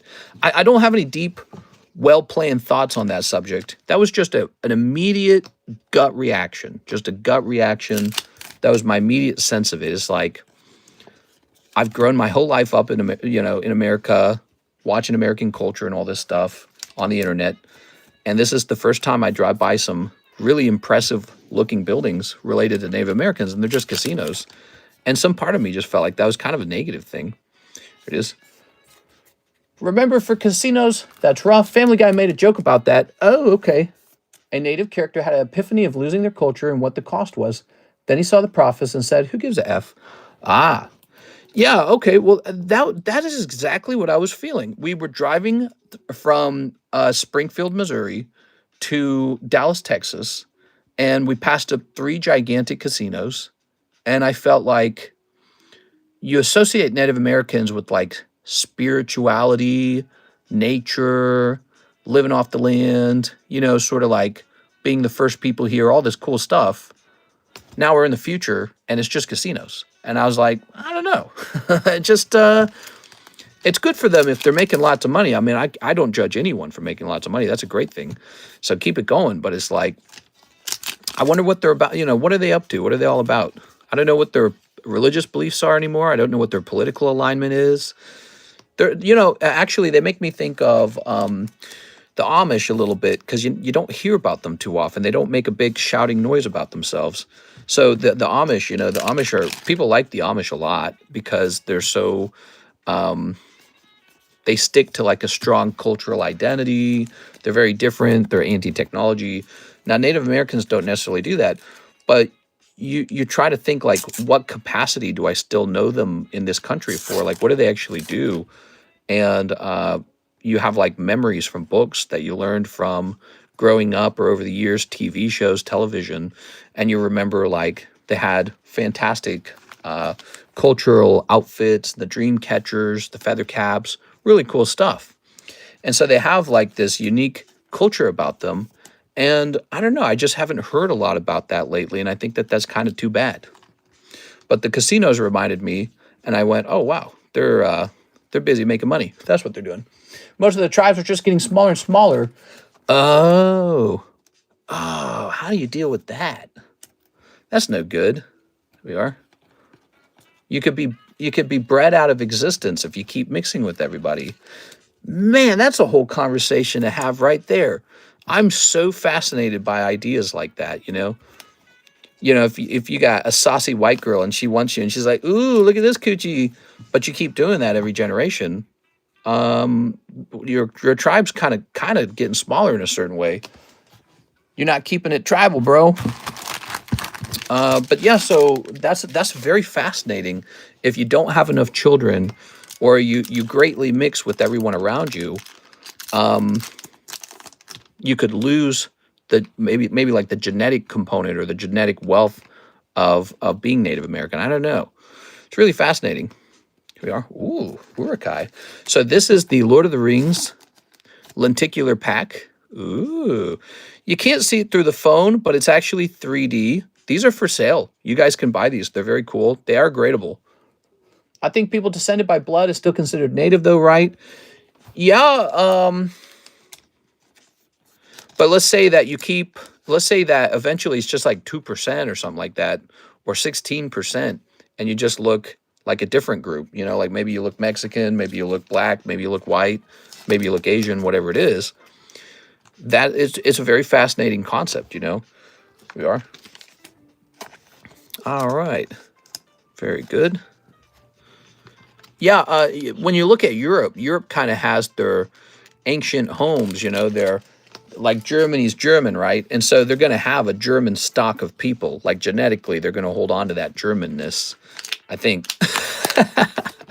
But what if your home is America, and America is chock full of hot mamas just waiting for it, and you just keep, mixing? Do you eventually disappear? Like you could say, well, I have ancestry in the Cherokee tribe. And it's like, yeah, like 2%. 2% maybe. That's an interesting subject all on its own. Here it is. Ooh. Is this Ginny Weasley? Wow, she looks so young here. I saw a picture of this actress recently, and she is looking like my age, man. She's looking old. I think people descended by blood still considered native. I'm in Australia. Is the death of Charlie Kirk a sensitive topic at the moment? I think what you're asking is, do you have permission to talk about it? Absolutely. We'll talk about any subject. There's really nothing off limits in this channel. We like to talk about any and all subjects. The Charlie Kirk assassination is a troubling political assassination that happened recently here in America. It's very it's been a very big news subject, and I think that it's going to shape up some politics for a while in America, and there will be a continued debate over gun rights, and we're still kind of figuring out who the shooter was, although I've heard some claims that the shooter was probably was liberal, is what I've heard, because I heard that the family members were saying that he was, and I also heard that he had like a transsexual boyfriend or something like that. So I don't know. I think it's too early to determine who the shooter is, but one thing's for sure, he was, evil. He shot a guy for his political beliefs. And also, he had that look, that school shooter look. What's up with that school shooter look, man? You ever notice that? I don't mean to stereotype anybody if you've got that look, because that's a hurtful thing. But man, they often do have some kind of goofy look. Here it is. It seems that way. Just to be a little politically incorrect for a moment. Ooh, look at this. So this is Thai language tag team. Come on. Oh, it's a cold pack. You got to be kidding me, dude. I'll give you all the comments. I must have saw the video of him getting shot so many times. It's crazy. You watched it over and over. I watched it once or twice. It's really sad. Actually, the first time I watched it was zoomed out. And so I thought, oh, he's going to make it. It really zoomed out. And then when I saw the zoomed in version, I was like, he died the moment it hit him. He died instantly. It was instant brain damage. Here we are. All right. Ooh. I got my results back from Ancestry and realized I have an older sister I never knew about that my mom kept from me. What? Really? You found an older sister? Hey, sis. Yeah, that's cool, man. All right. By the way, what did it say? Are you like, what's your ancestry? What tribe are you in? I'm 2% African American. What's up, homie? Here's Raymond. Here's Wilbur. My ancestry actually updated and it added French to my gene pool. And I was like, ew. No, I'm kidding. 5% French. Soy, mister. Been seeing on the news how a lot of teachers were getting laid off from their posts. For like celebrating his death? Yeah, some people were. So you got Wilbur. That's a pretty cool card. Some people were celebrating it, and I think that it's disrespectful. If you really hate someone's politics, I understand why that's your gut reaction. But if you take a deeper, more philosophical approach, you realize that's not me. I'm not going to celebrate this. It's a bad thing. It's a bad thing. If Republicans do it, it's bad. If Democrats do it, it's bad. I reject the idea of it. So, and you have to do that. You have to. It's like it's a fundamental principle of a democracy, and both sides have been guilty of it before. But this time, it's going to be the Republicans losing one of their most popular guys of all, and so it's going to be that's going to be the news cycle, and it's going to be the history of America, and it's going to be just current day politics for a while, probably. So that's it. That was the jumbo pack break. Notice it took a while. Pulled a lot of cards out of here. There's just so many cards that come out of here. There's a Jenny Weasley. Here's a holographic Minecraft. You got the fox. You got the wither skeleton. Chibi lightning in a bottle. You got this girl. You got gay fish. Wendigo's pretty neat from Nightfall. He's actually pretty decent. You pulled Yachiru Uno Chana. That's actually an SR star. So if you didn't know this, out of this set, you actually pulled a hit. So very good on that. And there you have it. You also pulled two nice looking Sonic cards here. Wow. That was all for you, Isaac Thomas, all these cards here. A lot of people were getting fired for that, including the senior dev working on Ghost of Yotai. I heard about that. Here it is, Mr. Isaac. Yeah, I mean, it's a very sensitive topic. And then for you to maybe perhaps have a respectable public figure kind of job in a gaming company, you can't risk damaging the company's brand with your social media account. So, let's say you're absolutely jubilant over your political opponent being politically assassinated, which I think is not a good thing, and you should question, what you truly believe. You should take time and meditate on it. But let's say that you're really celebrating it. You just got to be smart enough to shut up. You don't publicly celebrate it. But anyone who didn't have the discipline to shut up, I think if you had an important enough job, you're losing it now. And so But that's not the real damage. The real damage is this. I think that the Democrat Party itself has to contend with a cultural problem between the common sense Democrats, you could call them moderates maybe, who knows what happened was a sick thing and that we don't want to identify with the shooter. They have to contend with the fact that they share the party with this actually kind of mainstream, very loud group that really does celebrate it. So that's a real pickle for them. And that's why I predicted the very first day it happened, I said this would become a problem. So now we have Mark J. Valerian. I'd like to grade my blue eyes. My baby, he's got blue eyes. Mr. Mark. Ready? Helldivers 2 is getting under fire. Oh, yeah, I heard about that too. Yeah, I heard about that. All right, because he was quoting it, right? Put this over here. Yeah, that's imagine you're just a video game dev, and then one day your video game was quoted multiple times in a horrible political assassination, and it's like now you're dealing with it. How bizarre, right? Like when you're inventing the game, you're not trying to do that. That's not the goal. Some guy has sort of appropriated your game to some degree and turned it into a really big problem. It's not fair. Mister, are you going to check some of the expired slab aways? I like some cards that people have not paid off yet.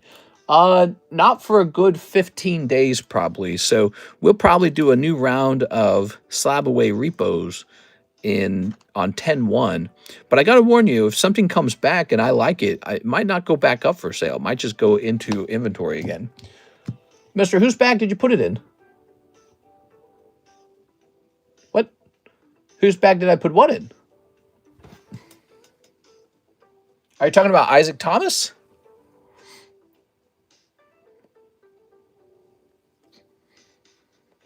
I don't see any other messages from him. Help me out, Mr. Vishal. How can I help you? Whose bag did I put... Oh, it was Victor Kokiko who won. Oh, right. It was Victor Kokiko who pulled the jumbo pack break. Good catch, man. My bad, guys. I wrote Isaac Thomas down. My God, dude. You know what I should have done? I should have put Victor's name right here on that card so that I wouldn't make this mistake, because it's so easy to make this mistake, trust me.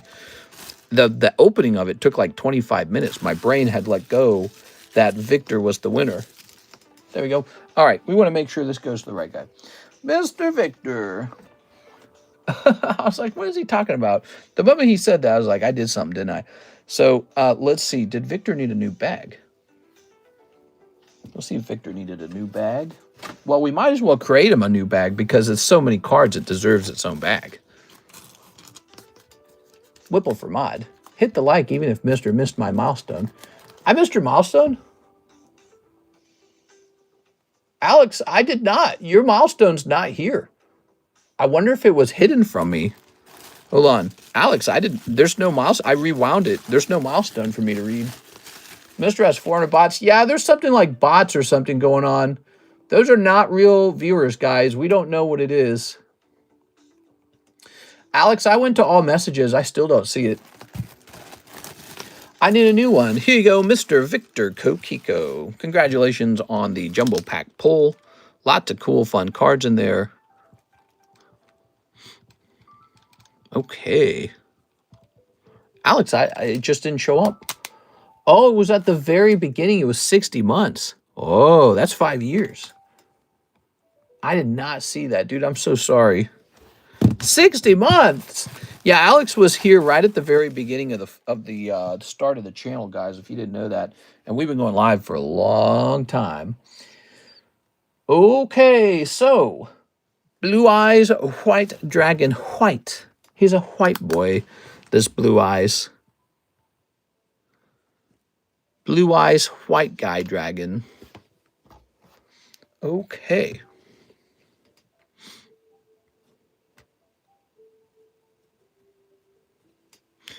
This is going to be P for PSA. We are real again. We are real, mister. We are Legion. There is not 500 people watching. I don't know if somebody botted my channel. I don't know if PSA, I'm sorry, not PSA. I don't know if YouTube has a glitch where it's showing off a bunch of people who are not really here. I don't know what it is. Miss Six, 2 more. Curious Universe. Well, Miss Six, that only took 27 minutes. How long did you actually wait? It says you waited 56 minutes. Is that real? You didn't wait 56 minutes. That's not true. Here we go. All right. Very good.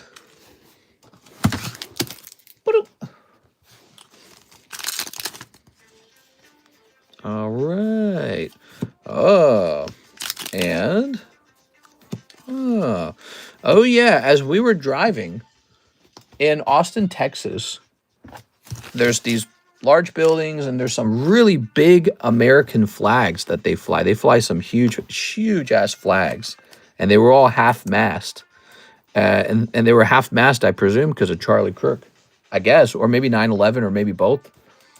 And so that was a really curious thing to watch, too. It was very interesting. It was kind of a sad and beautiful thing. Here we are. Because we were busy. We were so busy with Dallas, we had kind of forgotten that whole story. We weren't thinking or talking about it for a minute. We're just planning out our next drive. And then you see those big, beautiful American flag, and there was a Texas flag, too. And they're both half-mast. And you just kind of you remember, it's like, man, it's been a bad week. It's been a bad week. We are not a happy week. I saw a lot of flagpoles at half-mast. I saw them at ramen shops too. We are, yeah. So it's a sad thing. It's really sad. Here we are. So there's been a lot of Charlie Kirk videos circulating on my Shorts feed, where it will be him saying something really sort of like normal or wholesome, and it sort of provides some evidence that he was a pretty moderate kind of person in terms of his political beliefs. He was a figure that got killed, and he was a very religious person. Hatham, 4 more gunslingers. You got it, man. So you assassinated a very religious person, and that can, I don't know, can have an opposite effect. Hololive has great cards. 6 is in Hololive because of me. What? That's not true. 6, tell him you were always in Hololive. We are. Set this here. She smells a good thing when she can detect it.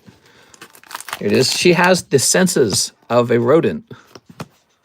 We are. She has learned from her friends, from her pets. Like that. She can sense the cheese. She's going, ooh, there's a hit over here. Let's go to San Jose Card Show tomorrow. I'll pick you up. Can't wait for my McDonald's breakfast soon. Here's Lena. Ooh, Lena. Very nice. Okay, and Kujata. Kujata.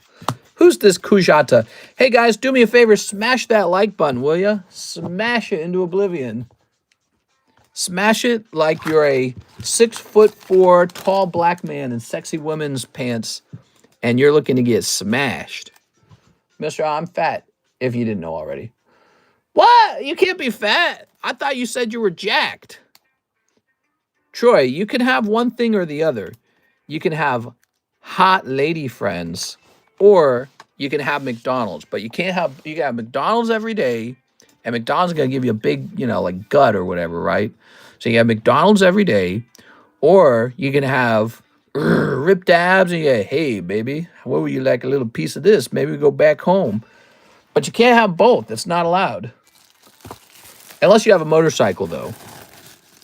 I miss when McDonald's used to sell S&S Simon. I'll smash it for the free ones. Free ones. Where's the free ones? If we get enough likes, I'll bring out the free ones. Julio Oliveira says 10 packs of Korean Rocket. Korean Rocket. Ugh. Ooh. You know what we need on this stream? I need like a live band playing. That would be cool. 1, 2, 3, 4, 5, 6, 7, 8, 9, 10. There we go. What if I could hire like a live band and they'll play music while we're opening packs? Okay. See, I told you Mrs. Mine was on that booty. I'll take one McDonald's Pikachu with a burger and fries. I'll take one Pikachu. So did they reprint those Pikachus? What's the deal with those? Are those all rare and desirable now? I mean, if that one sold for $21,000. Mister, is there a new vintage pack break? Not quite yet. Not quite yet. CS-Man, he wants expensive cards and he wants the vintage pack break. Here we are. I got to get you some of the stuff you like, Mr. CS-Man. All right, Julio.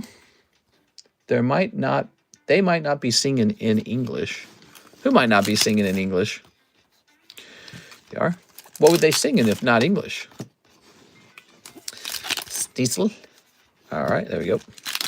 Now, that was another thing I experienced.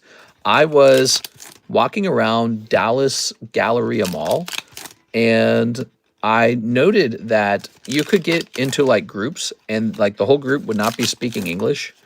And so you would walk around the mall and have no clue what anyone around you is saying. I was like, what the hell? We are. Blaziken. Again, just a thing, you don't really experience that in the countryside of like Missouri where everyone's, well, shucks. There you go.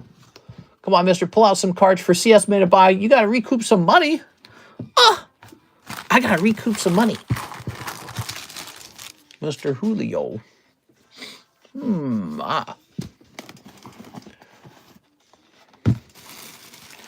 Very nice.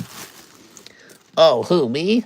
Mister has Pakevti of vintage packs, too. I don't have Pakevti. Now, maybe what he meant to say was I have plenty. That's not true either. I only have about 60 to 70 vintage booster packs. That's not enough.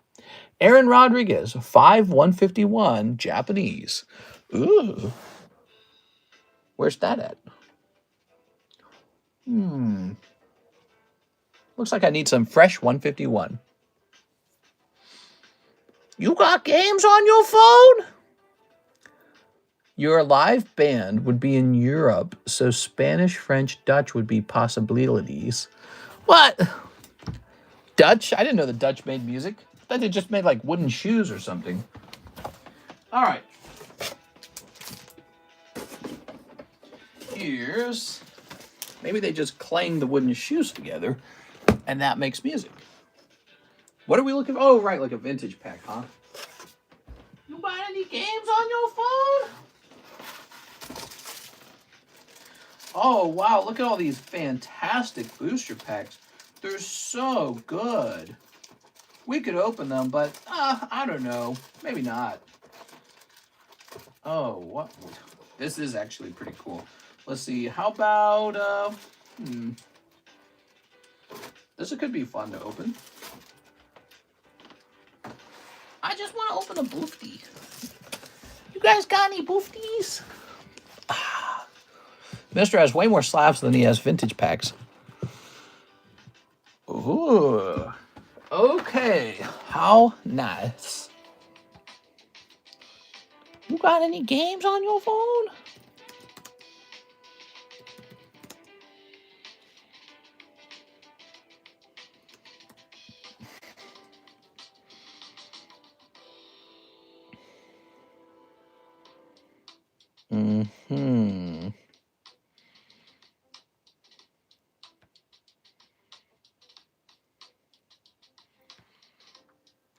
Not base set 2. CS-Man bought it a couple of streams ago.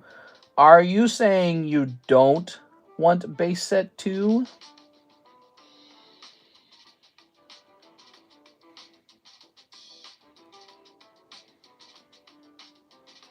Mr. teasing me so bad you went and made a short of one of my favorite cards.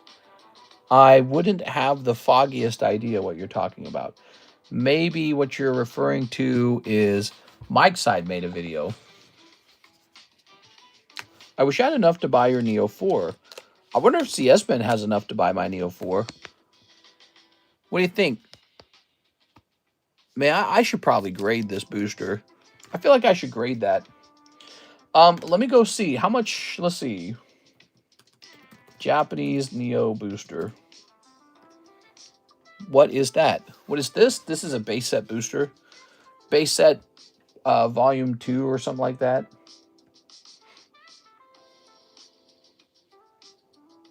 Man, this music's so groovy. Dude, I'm sleepy, man. Well, the problem with the Neo 4 booster is there's not even one for sale. Not even one. You widowy cannot buy it. You widowy. It doesn't widowy.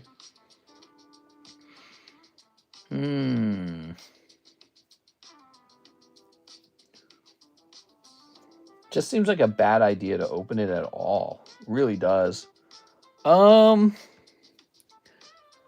It's like 300 for a Japanese Neo booster. Nah, not Neo 1 or 2, Neo 4. That's right. Neo 4. We are. That's right.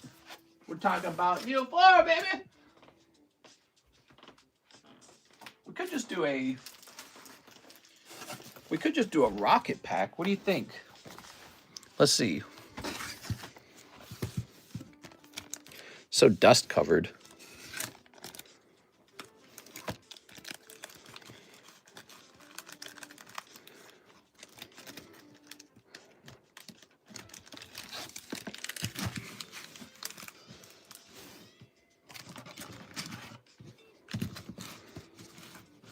Oh, look at this.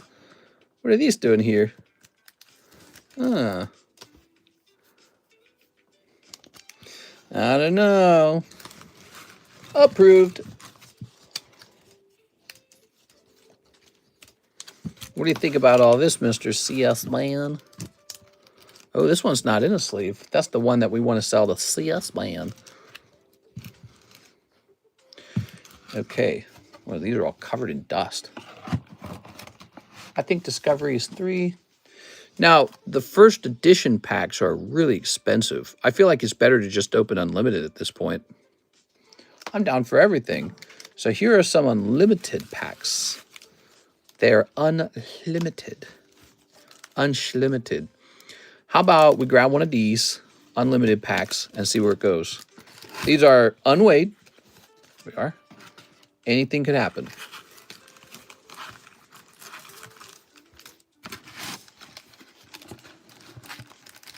It's Tammy. There we go. Hey, Tammy, how's it going tonight? All right. Tammy, are you ready to make a children's show with me?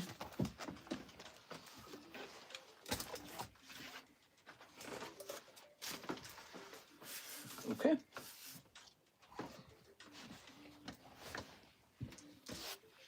I felt Revelations was in the last 2 of the sets but Japanese has just set them as 1, 2, 3, 4. Why did Cryptic say I removed him from Discord? Cryptic. I didn't remove anyone, so I would not know. All right. You didn't even open my 151 order. This poor gentleman is still waiting for his 151 order. And you got CS Men like, I want to open up vintage. I'm sorry, CS Men, we can't do it. It's not legal. I'm afraid it's just not legal anymore. Only muted, that's it. I didn't mute anyone either.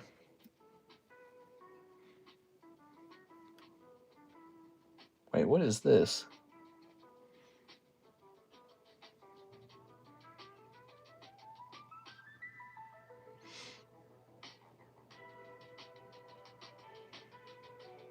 Oh, they're all German. I was like, what the hell? That was a really weird product. Okay.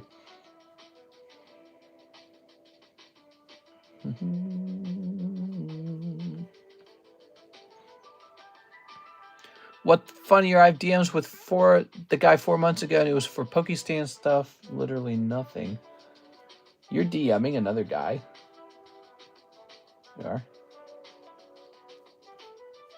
Let's see. Tammy, I thought I was your Discord kitten. How many Discord kittens do you have? Jump over here.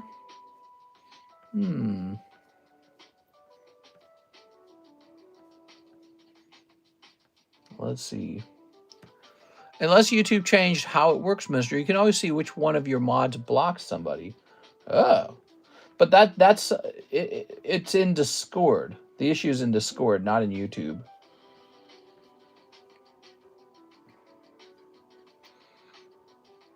Oh, you came to Dallas. Nice. I spent a day in Dallas. It was 95 degrees in Dallas today. So it was roasting. Should have came next week when it was 78 degrees. Then I would have been like, oh, this is lovely. I'm moving to Dallas. It's so good out here. Everyone's so nice. There's plenty of room on the road. All right. I'm sorry for the delay. I'm almost ready, okay? I'm nearly there.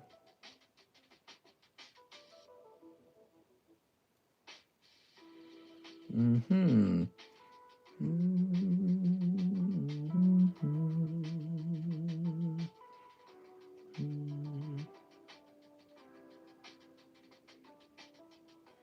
Oh. Okay.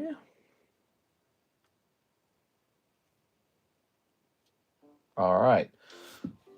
Yeah, the dude is weird as is. Unfortunately, Old Trap House was reserved next week. Big crack deal going down.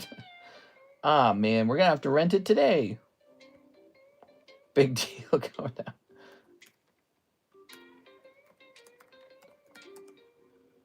Okay.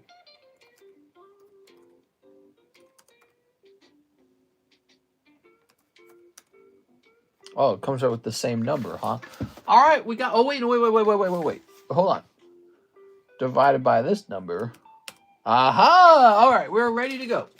I have a price for yonder Team Rocket Boofty. Here it is, Team Rocket Boofty. Where's my pack holder? Free Palestine, free. I heard Israel shot like frickin' Qatar to try and take down a Hamas guy. What? There we go. That's pretty dangerous. Seems like it could start a regional war. Was Qatar harboring one of the guys? We are. Wow, that's getting really thick. I would just delete the message at this point. It's dumb. Tammy, you can't go about doing that. What are you talking about, Tammy? Oh, I used black ink this time. Okay. So there we go. Team Rocket. I'm Morbin. Now, back to this order for our friend, Aaron Rodriguez, who has now waited 17 years to know the outcome of 151. He's basically Homer in the book, The Odyssey. He is returning home, but he got stuck on an island with sexy witches and forget-me-nots. Here we are. That was a sexy part of the book, right? I remember, I read that book when I was young. What was the name of the books? It was called The Iliad and the Odyssey, right? It was 2 books, The Iliad and the Odyssey. Who's read those, by the way? Anyone here cultured is my question? Has anyone done reading like me, for example? You can see what I mean in Discord. Do I buy that pack out? I wonder if there's a hollow in there. Now, wait a second. This is only 4. Oh, wait, here we go, 5. You could just buy 1 spot in here. Ooh. Team Rocket blasting off again. Blasting off again. Homer's Odyssey was the only version I know of. From The Simpsons? There's 2 books, The Iliad and the Odyssey. They're meant to go together. They go together. It's not one. The Iliad and the Odyssey. There we go. I bought it out. Oh, my dear God. All right, he bought it out. He said, I'm going to buy that out. Let's take care of Aaron Rodriguez. I only care about all the goose sex Zeus was given. Oh, yeah, Zeus was a really bad person. Here we are, War Turtle. He was a good old boy, you know what I'm saying? He played by old school rules. You know, like 2,000 years ago or so. They had different rules back then. Ooh, you got Master Ball Seal. Girls didn't have as many rights back then. There we go. Man was a god. That's right. He could slay. Literally. Okay. Here's... Ta-da! Charizard. Hopefully there's a dark Charizard in there. If not, that's going to be sad. What's cool is even if it's a light pack with, you know, just non-holographic cards in it, even in that snow... Oh! What? Woo! All right. Look at that. Oh, yeah. God pack time. Mr. Evan, you're pulling it. Lucky day for you, man. Oh, no. He took all the luck. It's too late now, CS man. There's no more luck left. All the luck has been sucked out of the room. Only bad luck remains. No! This. I went to Bussy's today, by the way. I'm going to Bussy's. Oh, yeah. I like that Bussy's barbecue. Here it is. Give me some of that Bussy's. Tossing that. So the Bussy's, Buc-ee's, out in Dallas, Texas, was completely filled. I mean, to the brim. You couldn't move. It was so full. There was, by the way, good things come to those who wait, by the way, Mr. Aaron. So you are picking up these beautiful cards. It was well worth the 40-minute wait to get your turn. Sorry about the long wait time. We were busy trying to pick a card out for Mr. CSman to consider opening. Do you know what that word means? Bussies? It's Bussies. I'm going to Bussies. It's, you know, it's a gas station. There you are. You don't really need two of these, do you? How can I get that as a clip? I don't know. You just save it, save the timestamp, I guess. I don't know. Yeah. Oh man, you got some nice Bussies in this store. I love Bussies. Bussies barbecue. He will clip it 100%. It will be in the scored. If you guys ever have a really fun moment in the stream that you enjoyed a lot and you want it to make it into a clip, you could tell Mike's side, by the way. You can be like, this was a part of the stream that I would not have clicked away from. Okay, so there's that. Here's a little Bowser. But I thought you weren't gay no more. I'm not gay. Not anymore. Okay, here's Mark J. Valerian for 2 more packs of Yu-Gi-Oh! Legend of Blue Guy. Oh. Ooh. Good night, all. I can go to sleep happy. Mr. Top loads his SARs. That's right. Supposedly, TMZ is undefined for their staff cheering when they announced Charlie Kirk died. What is wrong with this world? Under fire, I think you're saying. Yeah, yep. Something tells me someone's going to lose their job. Here it is. It's like if a Republican sniped AOC, like on live television, her neck explodes. You see this really gory version of her dying. She's bleeding out. There's a big burst pops out of her neck. Or Ilhan or Omar. Just pick somebody pick somebody who's really unpopular with the right. Just pick somebody. Sorry, her neck explodes, and then some, you know, right-wing news station starts cheering, "Woo, we got her, boys!" The level of inappropriateness is, like, dramatic. And that's the craziest part about the whole thing. Like, let's say the killer had even turned out to be some kind of far-right guy. Like, I think somebody in our group said, well, maybe it's not a Democrat who shot him. Maybe it was a far-right guy. Even if that was true, the reaction was so poor. It is Mr. Mark. All right. There's really just one trick. Don't fall into any traps. No traps. One trick. You just say, that was bad. That's it. And then you walk away. Okay, Mr. Mark. Nothing stronger than families. Freedom of speech, freedom of getting canned. That's true. You could get canned. You could get shot. Formerly gay mister. You're not supposed to, though. Now, I'm not going to get shot because I'm just going to open Pokemon cards. I got a whole strategy in mind. Joshua Whipple, one more OP13 and send Buggy to Beckett. I believe I set that up already. And Mr. Joshua Whipple Here we are. Have no fear, Mr. CS Man. We're getting close to this. We saw The Conjuring, and I was scared like a baby and forgot all the news. Yeah, is it good? Should I take care of this, or do you think it will hurt? Do you think her fragile mind will explode from the scariness? We are. Take your time, mister. We're taking it. Ow.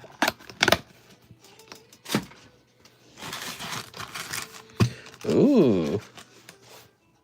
Look at that. We only have 382 viewers now. All real people, of course. Are. And not YouTube made up fake numbers or bots or whatever it is. All totally real. Let's snip this. Give her a break on horror things, mister. I think she's been through enough this week. True, true. Yeah, she was really heartbroken over the shooting of Charlie Kirk. Here it is. I don't know if you know this, but Kara, she's pretty conservative. She's more conservative than I am. I would consider myself like a potential swing voter. Like, you can get me to change my mind and vote one way or another. She's not. She's definitely just conservative. Here it is. All right. Snip on this. Oh, super snip. And we're snipping this. Snip. Very good. Mr. is a swinger confirmed. What are you talking about? The best scary movie, always have a crew. All WTF. Creepy kid. Okay, tossing this over here. Did I say something? Did I say? I don't know if I said something. Okay. Ooh. What do we got? Oh. Oops. Oh. Oh. I'm going to buy a signed Charlie Kirk autograph. Yeah, I don't know. Do you guys think it was a mistake for us to not have purchased something like that the day it happened, the day the news broke? You think we should have bought something? It's probably too late now. Let's see. Charlie Kirk signature. I typed in Lurk. Charlie Lurk. Charlie Kirk signature. Charlie Kirk ACEO autograph collectible replica. Let's type in PSA maybe. Nope, nothing for PSA. Let me try looking up sold. Okay, so he has signed things, but no cards. Actually, wow, a ton of stuff is selling. Holy cow, man.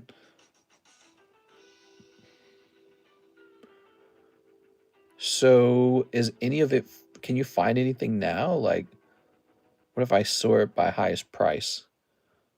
Oh my God, there's a single Charlie Kirk signature for sale, and it's an auction, and now it's at $1,000. So somebody's already bought all of it. Charlie Kirk book with official signature, The MAGA Doctrine. Jesus. Okay. Very fascinating. So when he got shot and killed, if you had rushed to eBay and bought as many of his signatures as possible and actually got some to arrive in the mail, you would have done pretty good. To each his own, but I feel that would be in poor taste.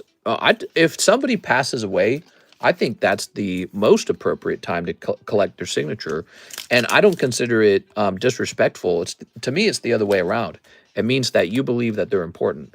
It means that you think that they're important enough that the demand for their signature will rise. So like, okay, so let's say I died of a heart attack or some stupid thing, whatever gets me.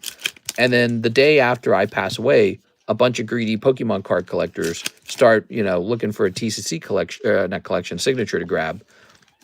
I wouldn't be offended by that at all. I'd be like, makes perfect sense. That's the time to get my signature is if I'm dead.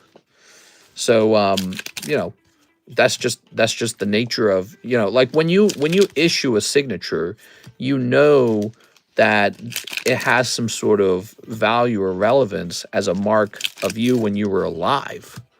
And then so it gains all of its value when you've passed. Signatures, when a person's alive, it's just not as valuable. Signatures shoot up in value after a person has passed away. That's when they become valuable. To a degree. Okay, here's this. Yeah, by natural cause, not assassination. Well, again, like, okay, if Charlie Kirk was alive and we were collecting his signature and he could chime in and say whether he liked it or not that we were collecting it after he had passed, I would say he'd probably be happy with it. He'd be okay with it. I think he'd be chill about it. He'd be like, that's good. When Sean Taylor died after he was shot, his stuff was flying off the shelves. Sean Taylor, who's that? We are. I don't know who that is. Sean Taylor. Let's see. I'm more of a Pokemon card guy, so I didn't really think to buy it. Oh, he's I see. He's a football player. Did he just pass away? All right. He was also okay with the South Park episode. And I think he kind of had to be, right, by the way, because I don't think the South Park episode had a silver lining for him. I think it really did just sort of make fun of him, just straightforwardly. But I think that his reaction to the episode could even be kind of calculated. Like he was thinking, what is the best chess move to make in this position? And that is to not be offended and to just laugh along with the episode. Here it is, Joshua Whipple. All right, Mr. Josh. But yeah, I didn't think the episode was, the episode was just critiquing him and nothing else, nothing more, which is kind of my criticism of the current season of South Park is it seems less, less over the top, sort of like clever than usual. Let's see. I've been watching South Park for a long time. I've watched many of the South Park episodes like 20 times because what I would do is I would just leave it running in the background all day long for years. For years I did that. I'd watch them all on repeat. I watched them all so many times I knew all the lines. Here we go. When the Queen of England died, stuff on eBay memorabilia related to her was selling too. He died a while ago, but his career outlook was bright. After just a few seasons, he was already among the best. Oh, so I'm guessing he did not die from natural causes either, or there was some sort of accident, like a car crash or something? Next up, we got them 5 Korean rocket. Oh, yeah. 5 Korean rocket. We're heading up to this, guys. Okay. 1, 2, 3, 4, and a 5. You still with us, Mr. CS Man? Don't go anywhere. We want you. Sean Taylor is going to be so good.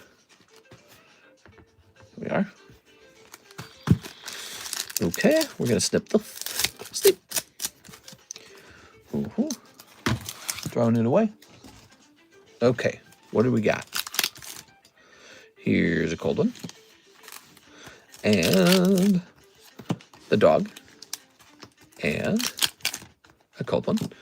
And Gorabus. And I'm sorry, Mr. Thim. Nothing crazy popping out of there.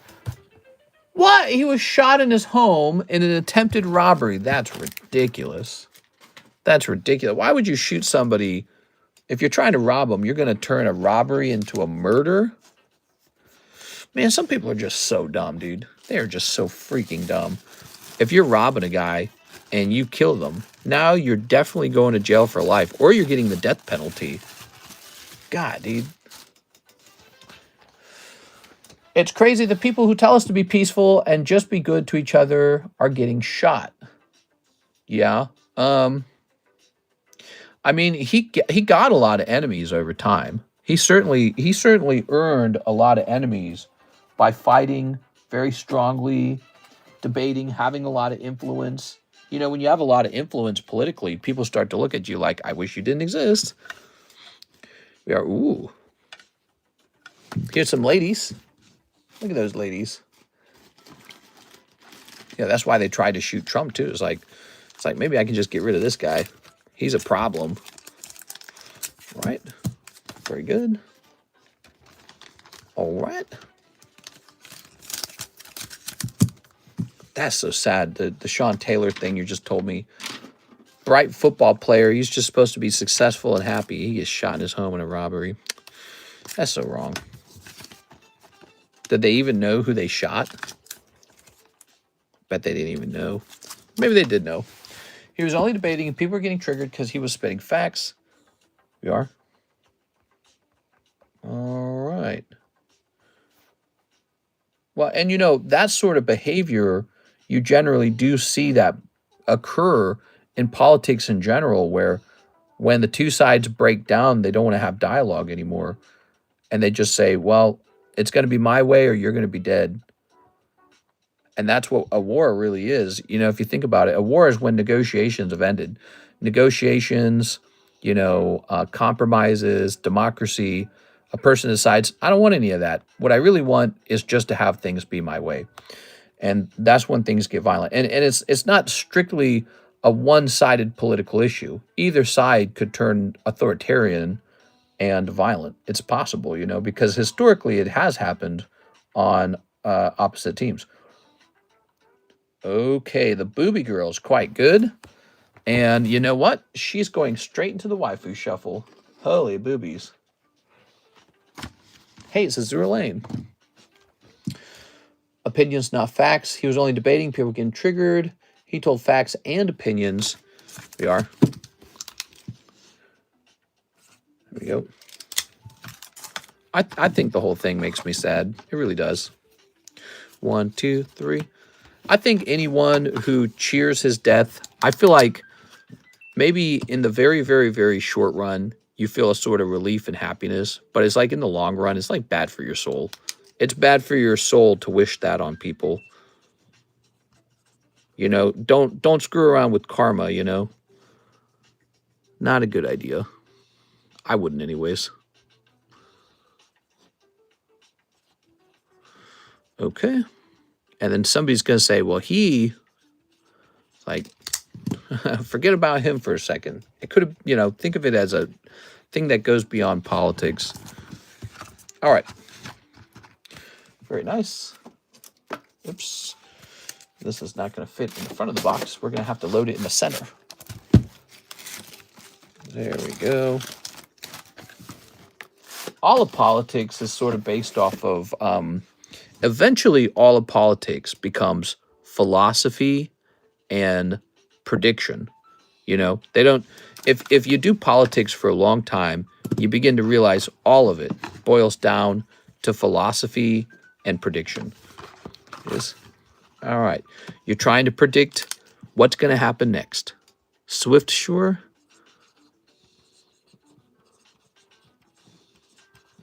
$9.5. Utah has the death penalty. Yeah, oh, you know how people were all like, how could the dad have turned him in? Did it occur to anybody that the dad saw his son as sort of like a lefty and the dad's like super hardcore Republican and maybe he didn't like him? Did anyone think of that? I wanted to mention that. You know, if you're strongly Republican and your leftist son just shot like the top Republican, maybe you're like, yeah, you're going to jail. You're out of here. You're getting justice.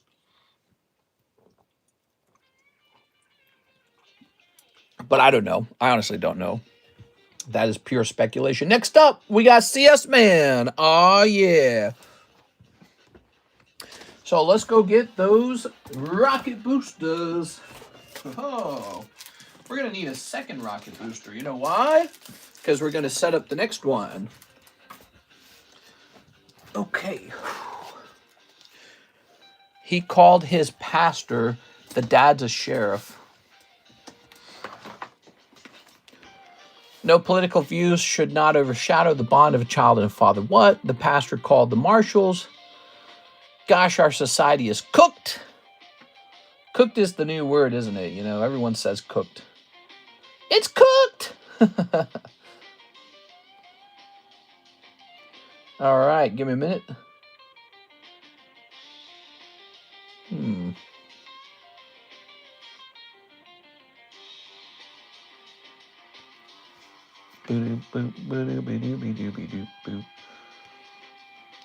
So you're saying the dad shouldn't have done anything? We should say fried or boiled, make some variation. Okay. What is this music?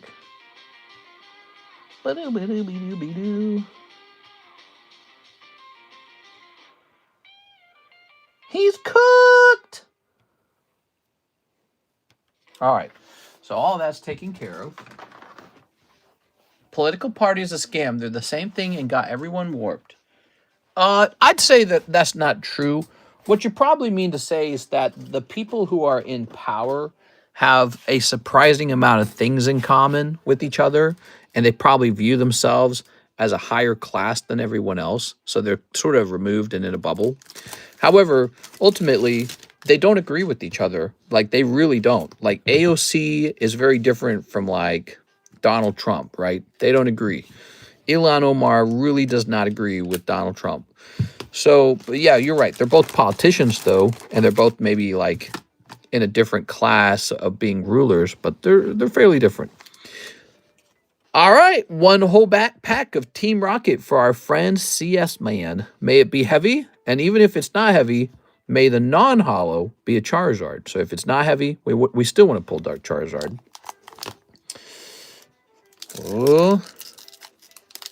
Oh yeah, looking good. That's looking clean. What do we got? So 3 from the back would be the... I'm looking at it. It could be hollow. It could be hollow. The coloration on the card is in such a way that it could be holographic. However, I will say it's not warped like a holographic card. So set that there. That's your potential hollow card there without flipping it over. We got Stanky Manky. Okay, so what are we looking for in here? In the commons, we want Charmander, Squirtle, Eevee, Dratini. In the uncommons, we want Dark Charmeleon or the Evolutions. Machop, Dark Raticate. He's chopped. Ooh, Slowpoke's good. Ah, there's Squirtle. Nice. And there's Voltorb. Okay, and then for the uncommons, wait, and here's a sleep. We've got Potion Energy. That sucks. But that's okay, because behind it is Dark Charmeleon. Oh, Dark Wartortle. Ooh, Dark Golduck. Always so good.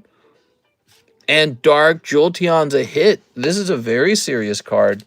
If this one card could grade 10, it would pay for a lot of the booster pack by itself. Might pay for the whole booster pack by itself. Here it is. Dark Jolteon, everybody. We're in a bubble cell now. Yes, quick, it's a bubble! Sell all your Pokemon cards to me. Please. Okay, that's Dark Jolteon, and he's quite valuable in a 10. Like, really valuable. You don't think it's weird? All they do is focus on the most petty poopy possible. Right now, the shooter is pooping in a hole because he was on S-Watch? Oh, Suicide Watch. Here's Squirtle.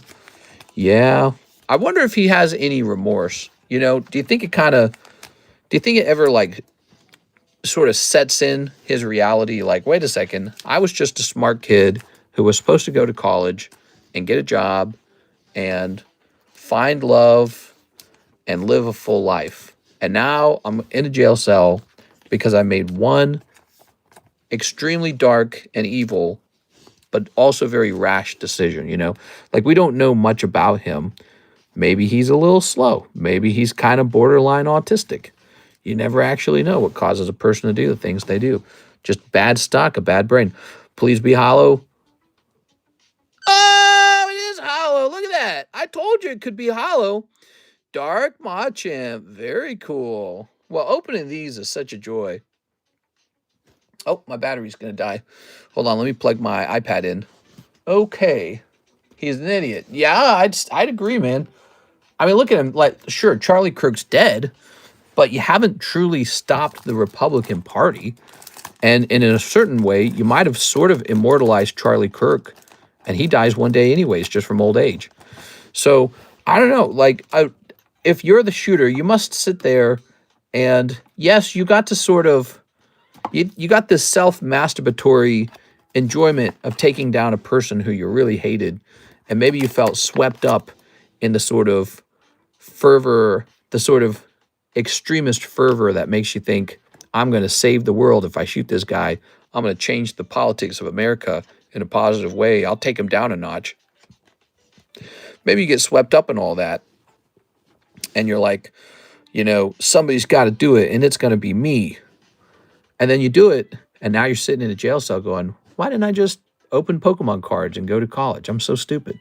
You're like, why would I let myself become this way? But you have to imagine some shooters go through that, because there's been a myriad of shooters. So they must sit there and wonder, what could I have done if I had just opened Pokemon cards that night? A little off center on the back. I'm also noticing some white half dots on the corners. In Charlie Kirk's words, take one down, 10 will pop up.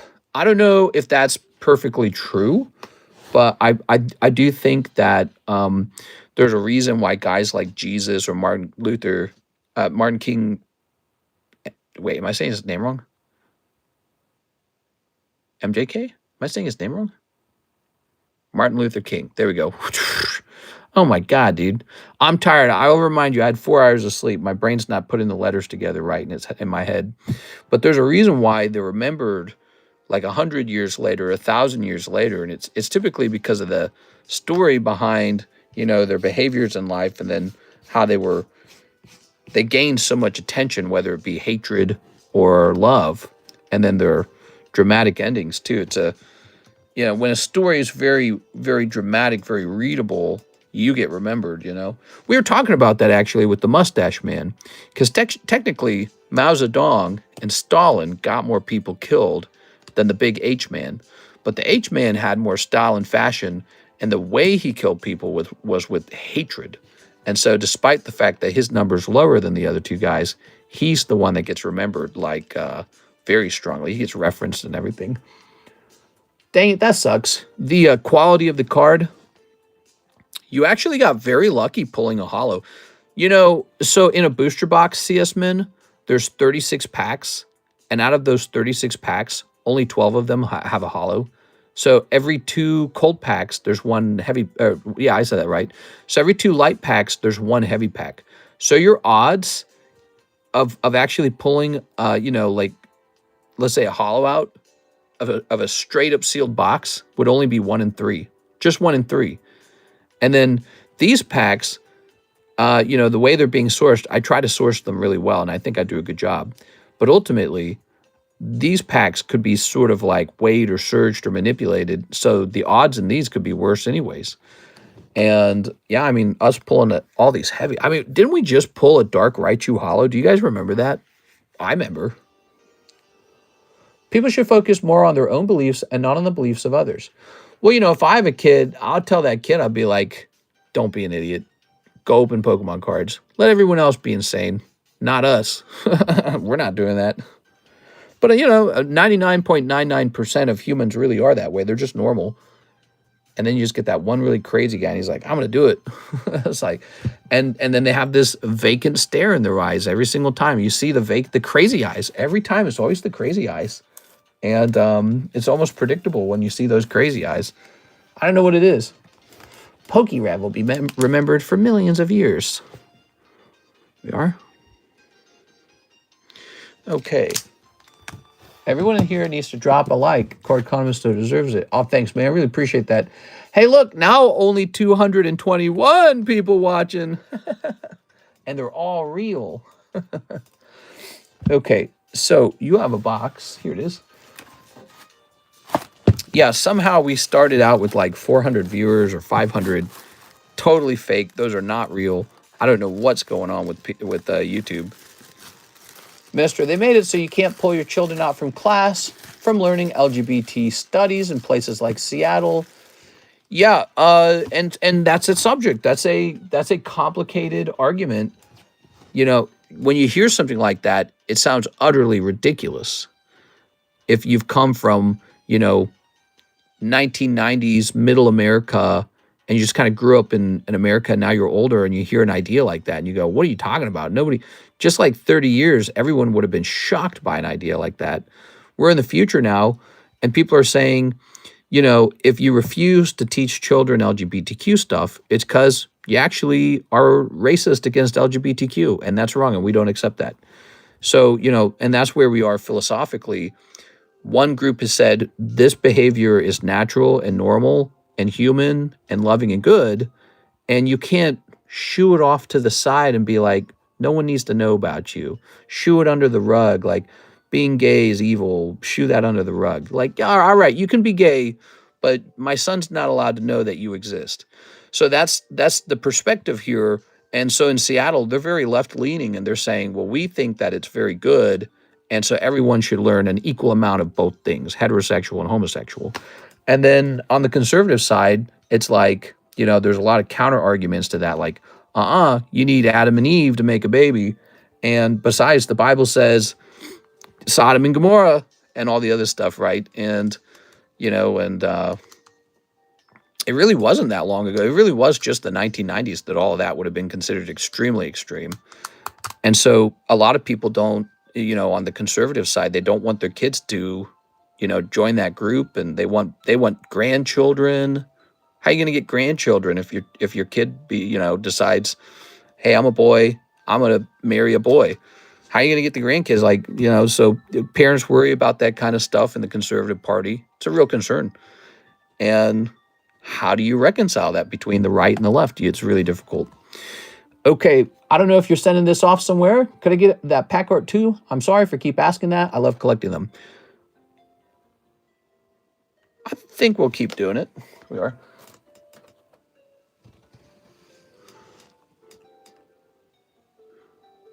I'm thinking about it. Yeah, let's get you that pack art. So CS Man. Here you go. All right. I was trying to remember why we take the pack art away in the first place. And I remember why. It's because we normally host a break for a whole bunch of different people. Learning about it and having it pushed on you are two totally different things. And I'm a firm believer that a lot of things that they are pushing up on children should not even be mentioned until older. Yeah, and so for you, you're maybe more of the perspective that LGBTQ stuff is maybe it's a natural, or maybe you believe it's more like playful hedonism, but it's not like meant to be, like, oh, I hope my son's gay or something like that. That's what you're saying. And a lot of people share that view. Probably about half the country does. And then the other half of the country would say, well, yeah, of course you don't accept it because you're a bigot. You haven't accepted that their lifestyle's legitimate and that love is love or something like that, right? Love is love and you don't get to dictate it. And, oh, that is so antiquated, and your philosophy comes from, a super antiquated religious book, and we're beyond that now. Toasty Space Ghost says, box of solo leveling. Ooh, a box of solo leveling. So that's what the two sides are kind of fighting over. They're fighting over these ideas.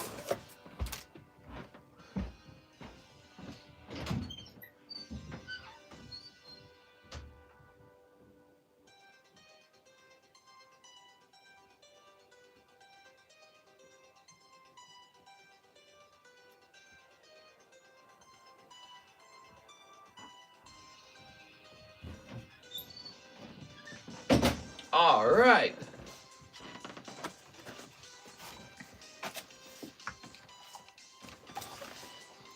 The thing, mister, sometimes people believe they are superior to others. We are. Yeah. Yeah, that's a whole subject. That's a fascinating subject. Hey, look, it says we got 91 people.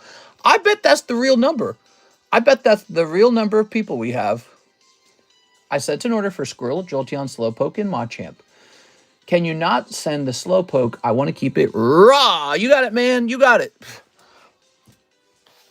I'm glad to find a Pokemon channel that can have an unbiased discussion about the hard questions. I'm like a scientist. I wish I could just take humans and just like cut them open and study them on the inside. That would be fun for me. There we go. So all of this stuff is just sort of like imagine you're playing a video game and you just want to know the game mechanics. Well, the game mechanics. Haha, see what I did there? No, but you want to know how the world is working and why. Because I'm always deeply fascinated by that stuff. Here we are. Ooh. Actually, that was on the list of things. When I took one of those, job skill aptitude tests, it told me to become a scientist, a computer scientist. Here we are. Yeah, that was another one. Scientist and computer scientist. I'm over here like, ooh. So I like to think that way. My brain is that way. It's naturally that way. Just all the time. Here we are. Puns plus timing. Mister, we need to see the analytics after stream. Yeah, the view count. Oh my gosh. So apparently WB has a subdivision of YouTube engagement missions to boost the algorithm and stabilize the value of crypto. What? I want to stabilize the value of crypto. Please, guys, buy my Goon coin. It's going to the moon. It's going to the it's going to the moon. Here's Toasty Space Ghost. Ooh. Here's a cold one. Mister, we need to see the analytics. I already read that one. Here's, ooh, some cold ones. We're looking for hollows. Just the hollow. Oh, Sung Jin Woo. All right. I think that one girl is gay for this guy. She's all like, I want to smell him. Here's Baek Young. Yoon Ho. Is it Baek? There we go. Okay. Here's a cold one. 88 viewers. That's the real view count. So weird. It definitely just a glitch. Just a YouTube glitch. Okay. Cold. When it said that we had like 500 views, people are like, nuh-uh. I was like, no, it's real. Oops. All right. I did see a Pokemon card guy with a like 900 viewers, and I went into his stream, and there was like no interaction. I was like, that's definitely fake. But that guy, I think, might have actually been botting. I was like, this appears to be actual botting. Here we are. And should I buy 50 Destin Rivals boxes at the current price? You know, those questions are always very tricky. You could just save that money and wait for Phantasmal Flames. Why shouldn't you buy the equivalent amount of Phantasmal Flames? I mean, that set seems like it's going to be pretty good. It's got a Gengar and it's got a Charizard. Whereas Destin Rivals is already pricier and it has only a Mewtwo in it. Well, I mean, Mewtwo's the chase anyways. But the other chases are what? Moltres, which is now a stamped card, and Nidoking. He's good, but he's just Nidoking. And then you've got Cynthia's Garchomp. He's A tier. He's not S tier, but he's A tier. Ethan's Ho-Oh, Misty Psyduck's pretty much, I think Psyduck's always S tier, isn't he? All right, Toasted Space Ghost. Some people shadow banned. If there was that many people actually here, chat would be moving so fast. Yeah, exactly. Exactly. That's why I said, because we used to get like 600 viewers per stream on my other YouTube channel, The Economist, and that's exactly how it was. The chat would move so fast, you couldn't really read too much of it. We are. I mean, you could, but it would move really fast. Thank you, Toasty Space Ghost.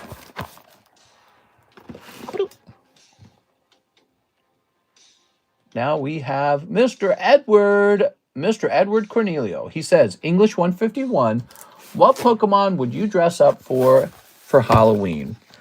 For Halloween, I would strip down completely naked, and then I'd put on my Diglett warmer, and it would be an actual little, you know, yarn stitched Diglett, like a sock, but for my Diglett. And then I'd just go around like that, butt naked, little Diglett sock on my Diglett, and a little Halloween bucket, just like that. We are. And I'd walk out and be like, trick or treat. Diglett, use Earthquake. All right, what we got? Dugong. Aerodactyl. There it is, Mr. Edward. All right. Very nice. Edward with an E. So I guess my answer to that question would be probably I'd dress up as Diglett. Perfect costume. YouTube should start doing what Twitch is doing and get rid of bots. Yeah, you got to get rid of bots. Bots, fake engagement. I hate that. The whole idea of it's terrible. Especially if you try to do fake engagement with Pokemon card channels, like a live ribbon ship, that's like almost a scam. Because what you're basically telling the buyers is there's the big party over here. I have a lot of social like credit, like people like me, but you're lying. And the reason that that's kind of shifty is, well, people are spending real money on you. So if you're lying to them about the nature of the size of your stream, or about how popular you are, you're kind of tricking them out of their money to a certain degree. Like what I'm trying to say is if you only had 20 viewers, people might not want to spend any money with you. But if you use bots to have 900 viewers, yeah, everyone think, oh, this is the guy. He's got to be good. 900 people watching. So if you're botting a rip and ship channel, I think that could be scrutinized that way, and so you better be careful because you know you're not just a guy playing video games. You are a guy handling people's real money, and they might decide that they were tricked into thinking that you had a party going on when you didn't. All right, let's see. Let's see. I'm kind of running out of slabs, guys. Bots apparently was a smart move. Back to 96 viewers. Ah, yes, the real viewers. Clicking on this. Been seeing a lot of small channels doing it. Yeah, it's not right, man. One more pack of Yugi Legend of Blue Eyes. You got it. Okay, that's done. And now it's an empty box. So the next box is brand new. There we go. So in Dallas, Texas, Karis and I went to like their biggest sort of like specialty grocery store, like a world market grocery store. It was so cool. It was, it had such an odd feeling to it. Like it was like a dirty warehouse feeling almost. And yet it was so incredibly full and crowded. And all of the vegetation was steeped in ice. They had like shredded ice somehow. Ooh, tri-horned dragon. Very nice. It was neat. I can't remember the name of it, but it was kind of deep in the center of Dallas.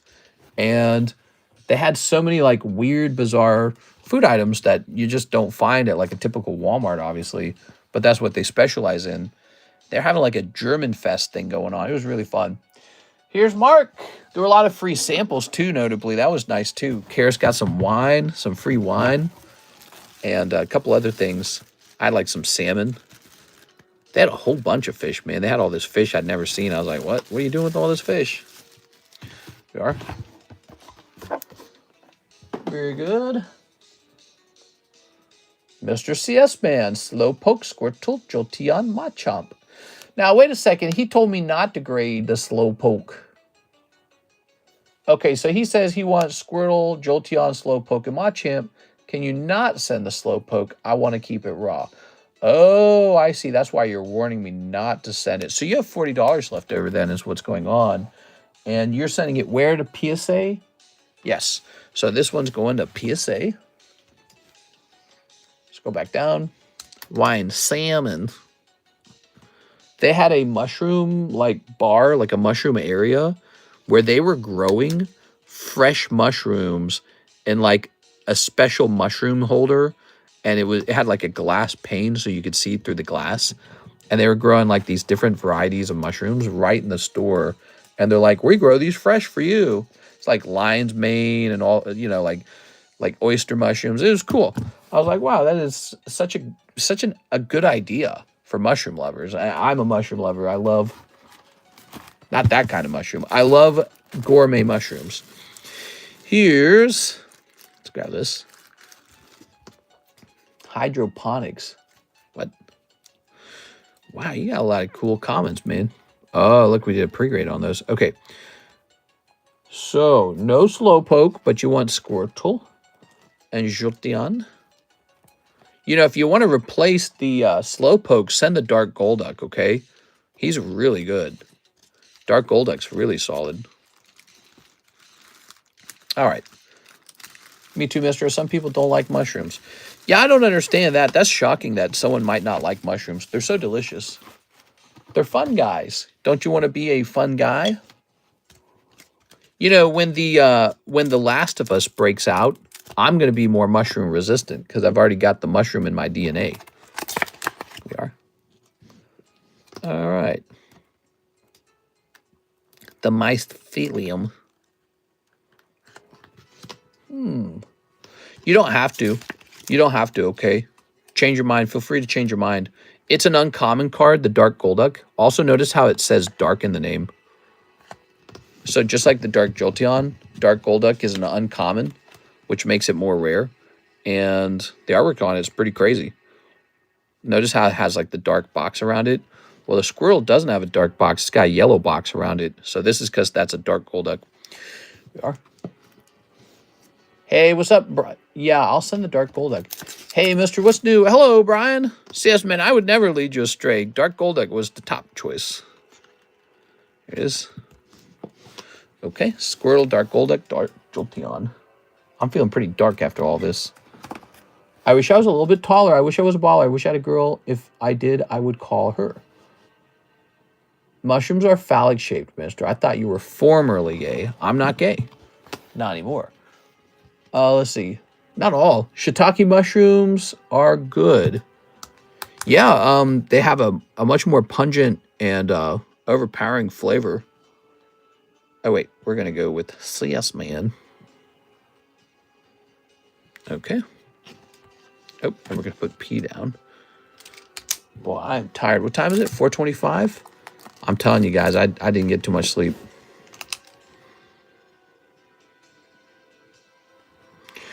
P. I wish I was a rabbit in a hat with a bat. I like bacon wrapped mushrooms. CS Man. Okay. Ooh. Mushrooms are healthy too. They're good for you. Should have stayed at an Embassy Suites. Oh yeah, are you referring to that stuff we were talking about earlier? Should I to pay for and buy one on eBay? Yes. So now we have. Oh, I see. And then we swapped it over to Golduck. He was talking about what to do with the leftover 40. Mark says 1 pack of Yu-Gi-Oh! Legend of Blue Eyes. Ah, so now we get a new box of that. Okay. You didn't write P on the Golduck. Oops, my bad. I would have remembered anyways. You're right. Let's get that P on it. P. There you go. I got P on your Golduck. Ta-da! Okay. So, now, a box of blue eyes. My baby, he's got blue eyes.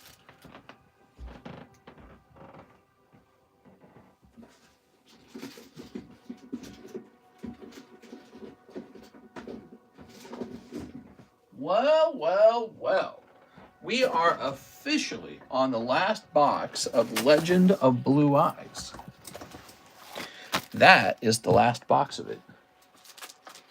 Wow. Okay. Happy birthday, man. Today is my birthday. How old are you? Don't congratulate him for his birthday. What's wrong with you guys? He's literally admitting that he's 1 year closer to the end. We're very sorry for you on this difficult day, Mr. OAJ. We are. I can understand if you need some time alone to deal with the trauma. 36? No, that's my age. Feeling old? Oh, yeah, he's feeling old. When you hit that big 3.6, you're feeling old. Your 30s are more than halfway over, bro. More than halfway. You better be having a midlife crisis right now. I'm 38. You're in midlife crisis territory yourself. Time to marry the hot secretary. Or whatever it is guys do. Buy like a Ferrari. There you are. Oh, that was another thing about being in Dallas. A lot of high-end vehicles out there. I mean, there were just so many cars in general. Tons of cars. Lots of trucks, lots of SUVs. But there was like, we drove by some expensive cars. Like, I think I saw a really high-end McLaren. And I was like, oof, what are you doing just driving around the highway? Here's Hain. I'm 18. You're just a baby. You're not even 28. Does anyone actually still play Yu-Gi-Oh! Or Pokemon, or has everything turned into slabbing them? That's not real wrestling, says Peaceful Dale. Here we are. This is real wrestling. Mister, you can just take your gay porn and get out. All right, there you go. Feels like I just ran a triathlon. I had a seizure yesterday. I'm older than I should be. Did you actually have a seizure? I'm sorry, man. They took our job. They took our jobs. Actually, I feel like that was another thing I experienced in Dallas. I noticed that a lot of the maybe like simple clerk jobs were filled with like I'm just noticed, like Latinos basically. Of course, there are a lot of Latinos in Dallas, but it had me thinking about that, you know, the thing you hear a lot where it's like, well, who's going to clean your toilets, Donald Trump, or something like that. And I wondered if that's something you experience in California where you go around and you're like a rich white lady and it's like, the minorities service you or they do your nails or something like that. I wonder if that's like a real sort of like perspective almost. The only reason I bring this up is because we have nothing like that where I live. So because where I live is so not diverse, all the jobs are just filled by mostly white people. I mean, that's it. It's just white people. So it's kind of weird if you can go to a place and it's pretty mixed, but it's just like one group of people are doing, the difficult task and you're watching them do it. And you wonder if people gain like almost like a hierarchy or perspective, like, well, they're the only ones that would do this job. It's kind of a snooty thing, isn't it? It's kind of a snooty way to think or to talk. Anyways, just one of those asides, one of those interesting thoughts. Sonic the Chili Dog says they during rip Charlie Kirk. What? Scuffin says, sup, what's up, man? My health is not good since 33. Outlook is 50 years. Well, then you better start working out, bro, and eating right. I'm sorry to hear that, Mr. AJ. Karis was kind of diagnosed with a heart condition, and the doctor has given her a pretty scary warning about potentially having heart failure early in life. So it's yeah, it's bad news. But I guess it's just life. I don't know. I guess it's just life. Stop drinking and smoking. Yeah, no drinking, no smoking. You only drink when you smoke, so probably just do it then. TMZ catching heat. Thanks for hitting the like button, y'all, and those of you that were holding out, why it's one click. It's been 14 days since I bought fast food. 14 days? That's like a century. All right, let's see what's next in the queue, if there's anything in the queue. I don't know if there is. We have an order from Mr. Edward. Edward, welcome back. For some people, believe all the immigration being pushed is all the corporations, rich folk who want a peasant class. Yeah, actually, you kind of put into words what I was describing. I was saying if all of the low-wage jobs are being filled by the immigrant class and you're living in a city where you just see that all the time, I wonder if you develop almost like a racist perspective where you go, well, who would do these jobs if not for them? You know what I mean? And it's like you don't realize that that's almost like racist to believe no one else could fill that job. Like there's no unskilled white people that would do that job ever. It's like, it's not a it's exactly like that lady from The View. And I was dwelling on that because of my experience in Dallas today. I was in Dallas, Texas today, by the way, guys, for the first time in my life. And again, so I'm out here in Lake of the Ozarks, Missouri. And I grew up in a part of Missouri that was mostly white anyways. It wasn't that mixed. But then Lake of the Ozarks is even less mixed. And it's like, so every single job, including like cleaning houses for Airbnb, those kind of jobs, every single job, every grocery job, every cart pusher, like every single small job, it's all done by white people. And it's weird sometimes to hear the news where people are like, who would do these jobs? It's like, well, someone does it. Somebody's going to do it. And it's a really fascinating perspective. So being in two places, you're able to sit back and analyze and talk about it and think about it. You know what I mean? It was fun. It was fun seeing all this stuff. And here are the other places Karis and I plan on going, and we don't know when we're going to go, but probably this year. One would be Knoxville, Tennessee. We're very curious about Knoxville. Knoxville is also a no tax city. But it also has lower property taxes than Texas. So that's a big win. And if you go kind of further to the right, not a lot of tornado activity. Not too bad. Reno has no tornadoes at all. And they're also a no-tax state with low taxes. But I hear Reno's expensive. So I don't know. Cost of living is important to me. I pay attention to that.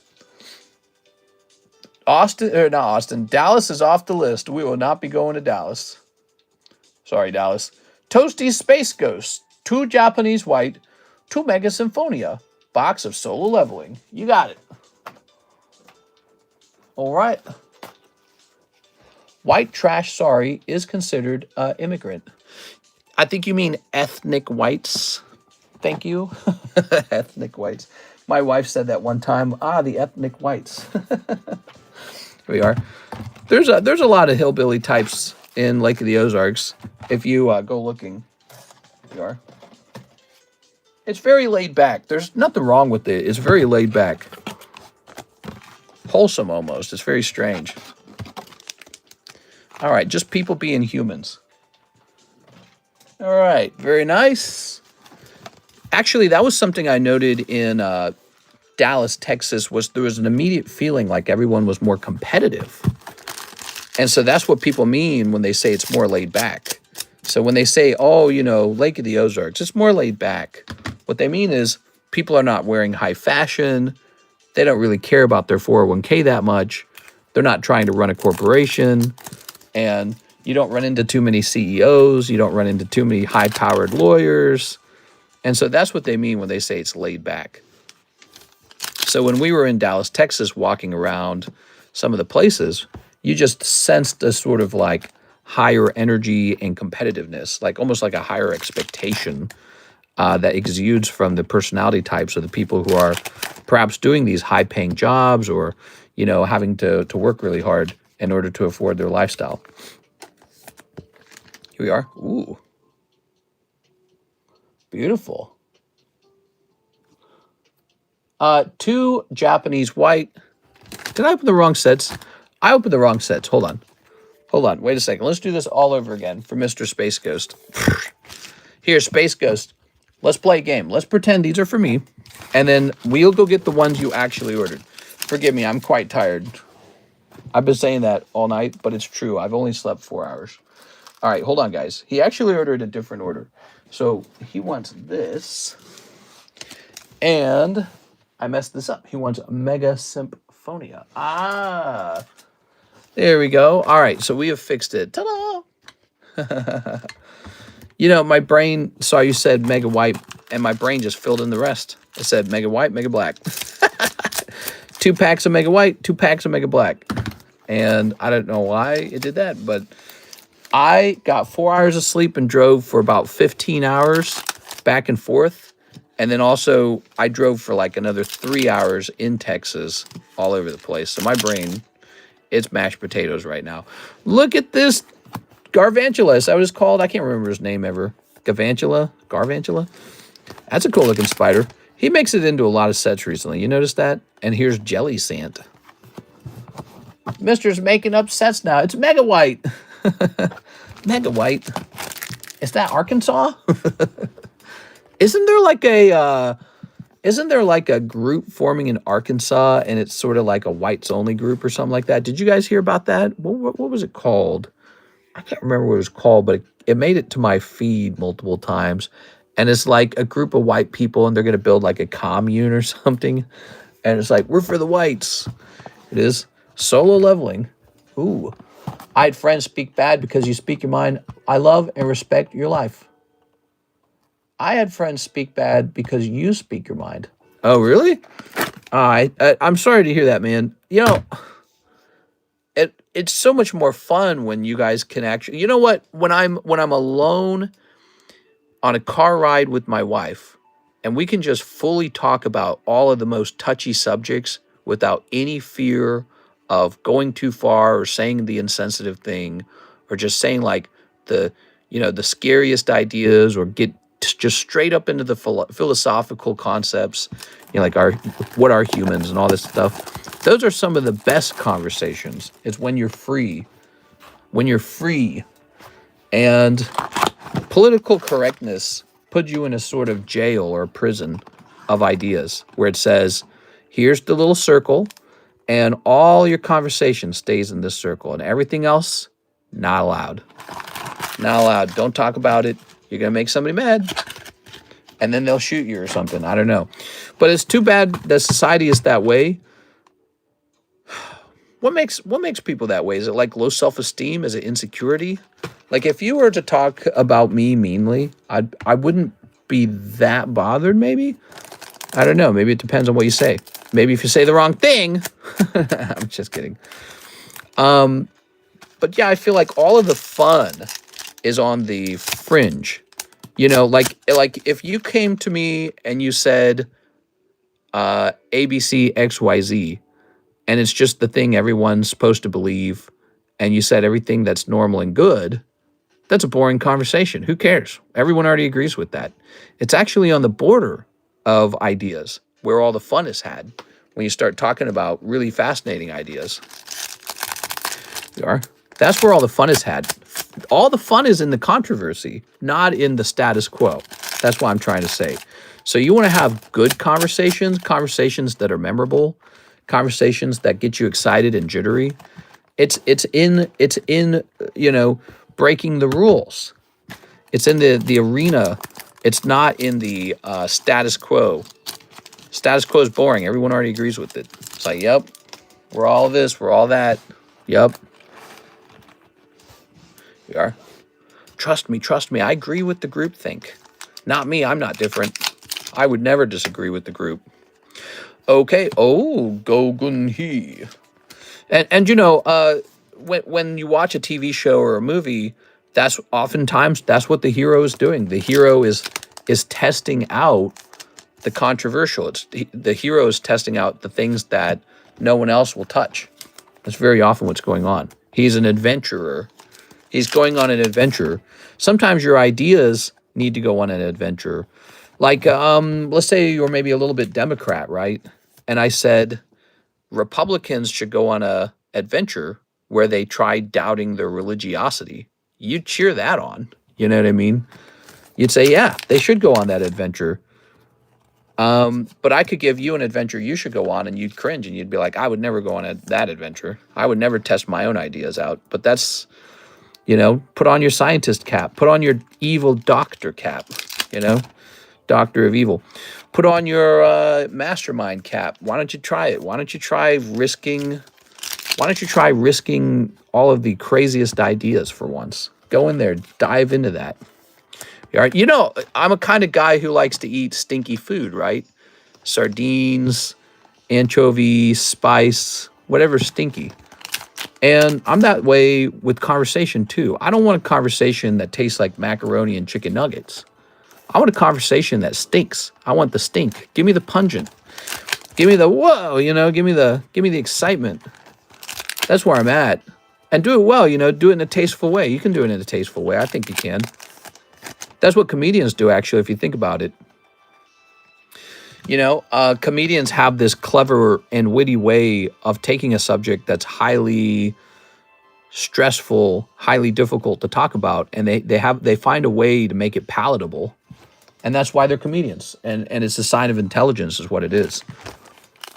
All right, what we got? Oh, ooh. Have you seen the avocado guy whole saga? I have not. People become tribal and have no sense of community or purpose. It's no different than a religious fanatic who hates you because you used to be gay. Ah, man. You know, they don't need to know that about me, okay? Mister, can I buy that timber? Law, my lady packs were for my lady, and she loves timber. You want to buy timber? What's he worth, like $2 or something? Yeah, you can buy him. What's he worth, a couple dollars? Send me $2 for timber. I'll throw him in your bag. All right, that's for Toasty Space Ghost. With the T. Tastefully speak to people that can't have a conversation. Yes, thank you. Things like Charlie's murderer had a trainee lover. I don't know. I have a TCC slab graded 8. Could I place an order to have it cracked and relabeled as authentic? It's a square cut card. I'm going to turn that one down because right now I have not been very good with TCC grading. And so as a result of that, I don't want to add any new ones to it, especially something like that. We are. I'm thinking of starting a slowpoke binder, like adding every single slowpoke. Yeah, people get into that kind of stuff all the time. It is. I'm a little bit different from that. What I try to do, I try to ask myself, what are the top 3 slowpokes, like in terms of cost? And then I just go obtain something like that. So, legendary collection slowpoke, maybe. Poker slowpoke. Probably there's going to be Topps Chrome Sparkle slowpoke. That's the top one. I don't know which other ones. So you could focus on something like that too. That's another strategy. Mr. Edward says, Poke Shuffle. I had asked for Paldean Fates on the last one. Let me take a quick look. English Paldean Fates. I might steal your costume. I'm going to give you your correct order. My bad. Here it is, Paldean Fates. And we're going to get you a Pokemon Poke Shuffle. You ready for your Poke Shuffle? Here it goes. Let me know if you need help with tag grading ever on reaching the 500 quota. I have a lot of cards with you that I'm on the fence on grading. Oh, I hear what you're saying. So I will never need help with that. I can fill that quota out in like 2 seconds. Here it is. 1, 2, 3. I have the cash and I have the cards. But what's cool about tag grading is I can get it to you guys for 30 bucks, and I hear the turnaround's pretty good. It's supposed to be pretty good for us as a result of us doing it through, they have me submit it a special way, like through a tag dealer way, that kind of thing. And so I hear that it's going to be a pretty decent turnaround time. He said he can't promise that because a lot of it comes down to sort of like staffing versus volume. So if the company grows really hard and fast, they can't promise the fastest turnaround. It's not a guaranteed thing. But he says they tend to prioritize the group submissions to get them back fast. Here's Mr. Edward. Edward. Look at all that. Mister, thank you for mentioning that you're not going to be doing your grading anytime soon. I was about to send cards and have you grade them. Yeah, I am just so busy these days. I'm so busy. And I've got like 1 or 2 I'm supposed to work on. And I'm thinking about just helping those guys send those cards off to tag or something. Because I don't know what it is. I just can't get myself to go work on it. It's like I've got so many things to work on. I'm actually, like, I'm supposed to have submitted a cross grade for Mr. LaFlame, and I still need to get those 2 things done. And I haven't done that. And then after that, I believe up on the queue is 2 TCC grades. And I'm just thinking, I'm like, man, I'm doing these tag grades. I could just send those out with tag or something, or PSA, if you prefer PSA over tag. And it's like, here's the thing, because you got to go down to that computer, and it probably needs a bunch of updates, and then you got to log back into some software that's annoying to log into, and it's just like, ugh, it's so fast. The system so quickly becomes like, I don't know, like old or something. Like there's an air compressor that I think the water in the air compressor needs to be drained and all this, and yeah, it's the lack of volume for the TCC grading, but also the lack of time I have to actually do a large amount of encapsulation makes it sort of like this awkward thing where the best setup is really to hire somebody to do encapsulation with me and get the setup I had once going with John. That was a good setup. It's a very small grading company, 1 grader, 1 encapsulator, and that system works really well. But to have me do everything, the cost of it's just not worth it because I'm so behind on every other chore I'm supposed to be working on anyways. Here's Edward. And of course, I didn't get anything done on Saturday because I'm out here driving all the way out to Dallas trying to decide where do I move. And that's a big decision right now. We are. Usernames and passwords are a common kryptonite these days. Ugh. I got banned Misty and Grimer. Should I grade them? Yeah, I'd grade those. Band Misty is very popular, and Band Grimer is a little bit of fun. Timber, thank you, mister. Also, can I have a top loader for that promo hit for solo leveling? It's an HR star. Yeah, we can do that. Okay, so, Mr. Toasty. Probably back here, huh? I find your lack of faith disturbing. HR star, you said? Oh, this is an HR star. Okay, cool. Man, I'm tired. I'm ready to wrap up, guys. We're at the 3-hour mark for the nighttime stream. What do you think? We keep going or we wrap up here? All right. But I'm actually tired of listening to music. We listen to music for like 7 hours in the car, man. Cadabra banned? Cadabra was banned at some point. What happened? The artist sued, not the artist. So there was a magician who believes Nintendo based Cadabra after him, after his likeness, and so he tried unsuccessfully to sue Nintendo for having Cadabra. But all Nintendo does was they removed Cadabra from their lineup, and so they stopped printing him. They stopped printing Cadabra. And so ironically, this guy who could have said, "It's me, I'm Cadabra," and he could have used that to get himself a lot of exposure. Instead, he got that card locked out of printing designs, and then years and years later, he reversed his decision and says, "You can do it." Wow, TMZ might be over. Should I regret TMZ? TMZ's not going anywhere, dude. But the people who cheered might, one or two of those guys might get let go. All right, let's see. They're not going anywhere. TMZ's, they've been around too long. Mark J. Valerian for one last pack of Yu-Gi-Oh! Legend of Blue Eyes. You got it, man. Thank you so much, Mark. Really appreciate all your orders, man. Hopefully tomorrow I'm really well rested for Sunday and ready for another fantastic weekend night stream. This has been a really good stream, don't you guys think? Other than my couple of mistakes here and there. Here's Dragoness, the Wicked. Dark Gray. Got Shifty Grimer in a TCC slab. There we go. He's Naughty Grimer. They're disgusting for cheering. I'm falling in love with Poppy. Poppy? You mean Poppy Churro? We are? All right. Ooh. Good. Upskirt Grimer. Naughty Grimer with the shifty eyes. They're not that shifty. They're pretty clearly shifted in one direction. They're just naughty. Do you have any thick slow pokes you want to show off?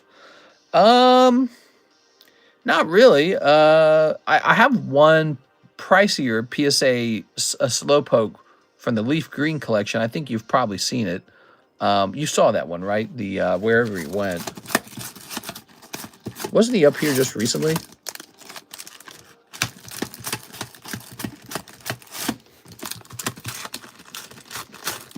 Oh, I don't see him up here.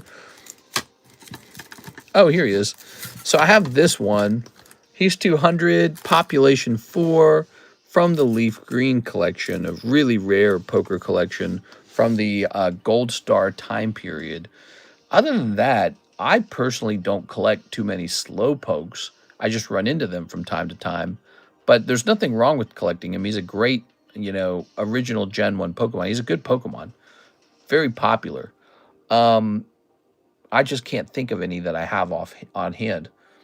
Need the Quobat. I hope you have a good birthday, brother, and many more to come. Yes, and lots more, like 40 more, at least 40. I think the only banned cards I have is a couple of Moo Moo Milks. Love banned Pokemon cards. I love it when they ban them. Banning is when they take the Pokemon card and they crack its back over a knee. Tammy Lowe, using credit, 10 of the Johnny Togethers. You want 10 Johnny Togethers? I'll get those for you, Tammy. There you go. All right. Tammy, when I was in Dallas, Texas, I was thinking of you. I was thinking, you know who would really like to be in Dallas, Texas? Tammy. Tammy would love this. There you go. All right. Need those cow milk cards. Moo! Why me? I'm just being silly, that's all. I was just saying things. Yeah. Tammy, I'm doing my typical nonsense. Yeah. I said, man, you know who needs to come here? Tammy. Tammy's gonna love Dallas, Texas. Okay, we got 1, 2, 3, 4, 5, 6, 7, 8, 9, 10. Dallas did have some really cool things going on. Like, it's really big highway, sort of like a spider web of highways. And the traffic, although the traffic was annoying, it was also kind of impressive. It was like, wow, how can any place have this many people? It's so crazy. It's if you go to New York has like insane gridlock where nobody gets through the lights. Austin is different. Austin has like these really big wide roads that lead into the city with these, towers in the background. It's just this big wide highway with like a million branches shooting off, and everyone's just in that traffic at the same time. The big sun's burning down on you at the same time. It's cool. It's a cool feeling. You're definitely like, we're in the big city. Lot lizards. Give me some lot lizards. Are those going to grade PSA 10? Wait, did you do my Yu-Gi-Oh order? Did I? Didn't I? For Mr. Mark? Wait. You're not Mark. You're Cyberstan.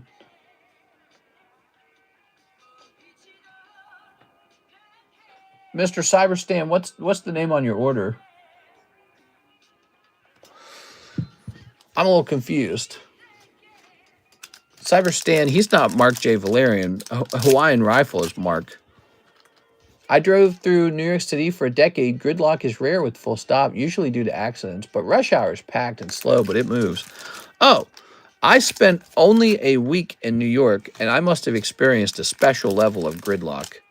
What I remember is that in the heart of the city, when you came up to an intersection, you had these jerks where there wasn't enough room for them to make it under the light and into the lane. So what they would do is they would drive, they'd get stuck behind the bumpers of the person who's filling up the lane. And then these guys coming this way, they couldn't cross because the cars were blocking the intersection because they wanted through. And I witnessed that multiple times. And I was like, wow, does everyone drive like this? It's insane. But so maybe that doesn't happen anymore. Or maybe it's just gotten smarter or better or something. Belly Bolt. I wasn't paying attention. We are. We got some kind of Japanese music playing. I think I better skip this because this stuff is usually copyrighted. Tasogare. That is so going to be copyrighted. Okay, they started ticketing anyone blocking lanes, and that stuff wrapped up quick. Oh, that's so interesting. I went there. Let's see, what was playing the radio back then? Gosh, I can't remember. What I can tell you is I was 15 when I went. So I'm 36 now. So that was 21 years ago. I went 21 years ago. 21. I'm so old. Oh my God. I'm so freaking old, bro. We are? Oh my God. I went 21 years ago. And we would occasionally take a taxi, and they clearly were not ticketing people for doing what I just described. And it caused this insane level of gridlock. And I was like, how does anyone get anything done when two jerks can block, an entire lane from moving, the perpendicular lane? Two guys wanting to squeeze under the light can stop two perpendicular lanes of traffic from going anywhere. And yeah, it was really shocking. But you're saying they got rid of that. That's good. That's how it should be. Lol, I lived in New York City from 05 to 15. Well, there you go. Twisted Sister doing a 50th anniversary concert. In Paris, they use cameras at some intersections that get you fined if you cause gridlock. We are. That is the thing to do, I guess. What else can you do? It's really selfish of the people who cause the gridlock, because it's like, bro, you're just going to have to wait for another rotation. Let's deal with it, Just accept your fate. Accept your fate. This is your life. Now accept it. Time keeps on slipping into the future. Time keeps on slipping into the future. I don't think he opened that Yu-Gi-Oh pack, says Cyberstan. No hollows, says Tammy. Remy says hi. Hey, what up, Remy? I think there's a way to test if I open the pack. So there should be, I think, 22 packs left in the box. 22 packs left, right? Because it was a new box, and then that was one more pack afterwards, right? So let's count the number of packs in the box. That should solve the mystery of whether I open it or not. Now, if it says 23 packs, it means I didn't open it. 1, 2, 3, 4, 5, 6, 7, 8, 9, 10, 11, 12, 13, 14, 15, 16, 17, 18, 19, 20, 21, 22. Did I count that right? Actually, I'm pretty sleepy. Did I count that right? 1, 2, 3, 4, 5, 6, 7, 8, 9, 10, 11. It's 11. 12, 13, 14, 15, 16, 17, 18, 19, 20, 21, 22. I opened it. I opened it. There's 22 packs left, which means that I opened it. What, are you trying to cause me trouble? You're making me doubt myself. Mister, you should get some rest. Mr. Edwards says, English Journey Together, 1-pack magic. Oh, he's sniping you. Tammy, he is sniping you. Yo, the Soup Man was legit. Actually, one of my first experiences with a shell blowing up a hidden gem. The Soup Man? All right, what we got for you, Mr. Edward? Edward picks up a little round. Oh, look at that. Very nice. Ho ho. Thank you, Edward. Appreciate it. All right.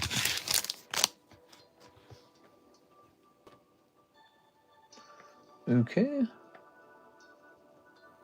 Also, we have a Mr. Hunter Tipton who wants 24 Tops Galaxy Chrome pack. Oh, you want 1 pack. I get you. Tops Galaxy Chrome. Here it is. Very good. Gold Snorlax anything. I want some soup. Who's making soup?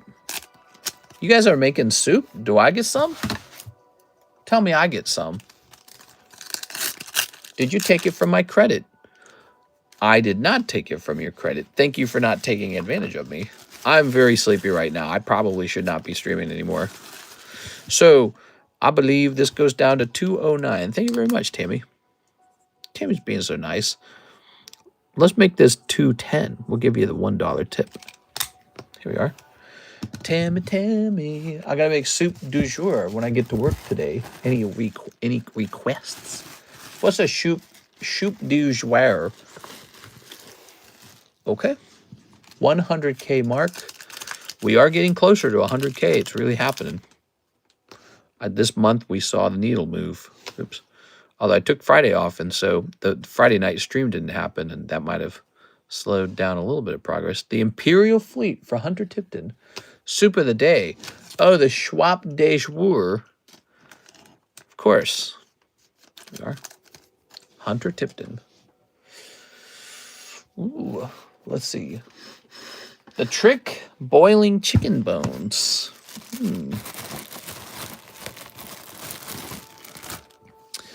Back when Karis and I were super poor, we'd order like a baked chicken. And first we'd eat like the chicken breast and the legs, really obvious stuff. Then I would pick all the remaining meat off and I'd boil the chicken carcass. I'd boil it, the bones, boil all the fat and whatever's in the, whatever's in the bones of the chicken. We'd boil it for like an hour. And then I'd take all the bones back out and you'd have a nice, real tasting chicken stock. Didn't taste, the stuff you get from the store, it's okay. But it's almost like canned soup. The quality of it's almost like canned soup. But if you boil an actual chicken bones carcass from like a baked chicken, and all that juicy, meaty fat gets cooked out of it, or at least drained off of it, you get a really good tasting chicken broth. Yeah, so all the bones and fat. Chicken noodle is a good idea. We haven't had it in a while. Mister should do a special Charlie Kirk memorial stream. I could not do that. This is a Pokemon card shop. That doesn't mean that I don't care. I think I felt really depressed when it happened. I felt really bad about it. Just watching the gory shot was horrible. And then, thinking about his kids and his wife. And then also knowing the inevitable political crap storm that would happen. And it did. And just kind of where we are as a country, like so much of it makes me frustrated and depressed. And no, it's all bad. It's all bad. But I can't dedicate a stream to that. We're going to focus just on Pokemon cards. It's like if you're a cigar shop or a liquor shop, you're not going to do an episode of Charlie Kirk.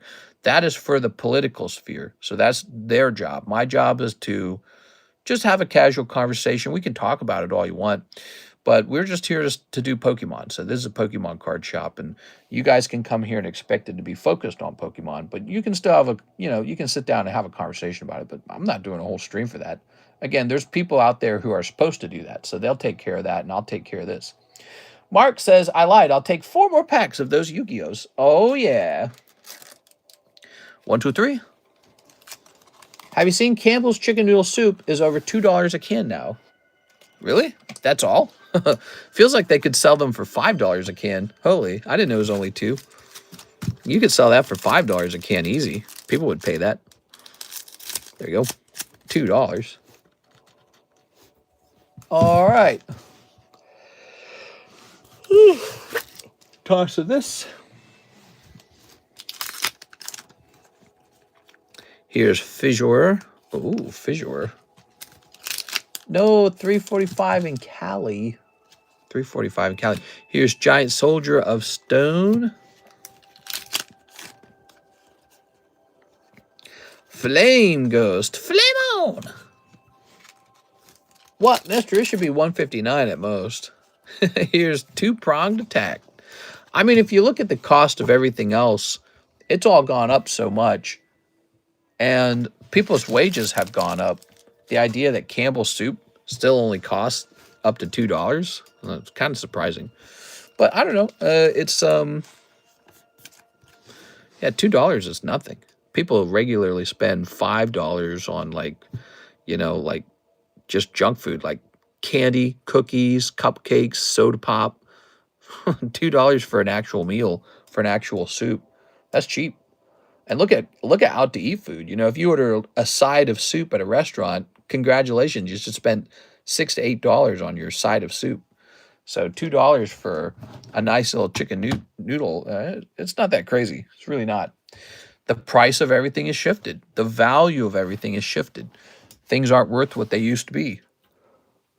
No. Do you like the Coop collection?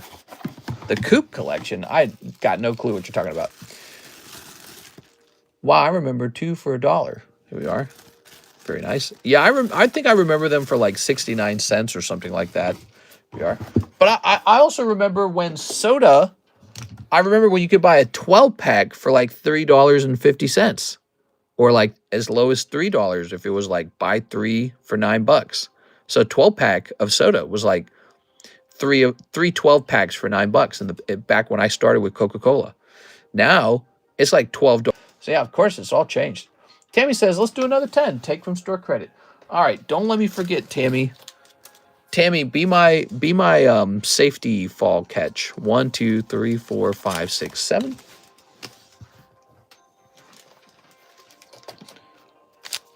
8, 9, 10. Cheetos are $6 a bag. I'm outraged. I feel like some of this inflation is on purpose in order to sort of like defeat set incomes for seniors. So the question has often been, how will these companies and how will the government pay out retirement plans? Well, retirement's a fixed income. And so if the government can just print up a bunch of money or loan out a bunch of money at a low interest rate to corporations and businesses, well, then they can sort of inflate the cost of goods.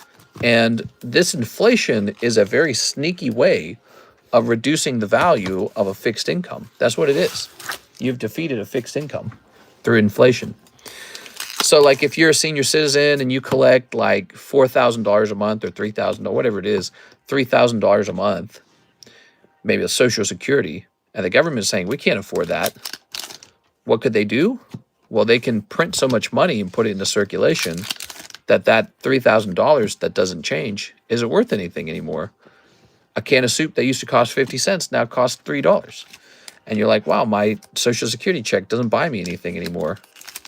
Yeah, they stole the purchasing power out of it with money printing. How clever. How evil. Here's Salamence. Because the government promised to pay everyone this nice retirement, and it was all kind of a lie. It is. Can't afford it. Yeah, another AR I need. Yay! Tammy, you're the only AR I need. Let's see. Belly Bolt Golden. That's nice. Ooh. Belly Bolt. Okay. Co-op's collection. Very good Pokemon vendor that didn't get an identification to Poke Party over lower female YouTubers. Oh, who cares about that Pokemon Party, man? Here we are. Why do I hear about that so much? I don't know why I hear about that so much. Here we are. So what is it? It's like a couple of YouTubers or something? It's a group of YouTubers and they host like a Collecticon or something like that? Yes. All right. Hell no, dude. Here's Klauf Neuvern. Ooh. Oh, looks like the view counter is correct now. That's what I was saying. Yeah. Thank you so much, Tammy. And this time, we're going to update the number. We're going to start a Collecticon, and we're going to call it Card Better Party. And there'll be no... Instead of trying to keep people out of the party, we'll just try to get everybody in. This, it'll be brilliant. Nah, but I'm not interested in hosting anything like that either. What are your thoughts on the current state of the hobby? It sure is a hobby. Here it is. It's definitely in a state. Very nice. I'm quitting Pokemon. It's too expensive. I'm quitting. I'm going to collect Pog and Beanie Babies now. And I'm going to go play with my Tamagotchi. I'm tired of these prices, Grandpa. Now we have Mr. Mark. And he says, I'll take one last pack of Yugi Schmo. Here it is, a Yugi Schmo. Call it Mr. Labubu and Nikke. Oh, I ran into a pop-up shop in Dallas. I went to the Dallas Galleria, which is a big mall. It was a 4-story mall, lots of stores. And they had something called a pop-up shop, which is basically a Pokemon card shop. But instead of Pokemon cards, they got little boxes with little figures in them. And what I did not know about pop-up shops is that they do not just contain Labubus. They got all these other brands too. So Labubu just seems to be more popular for some reason. Good for Labubu. I'm a collect Finger Hut Catalan.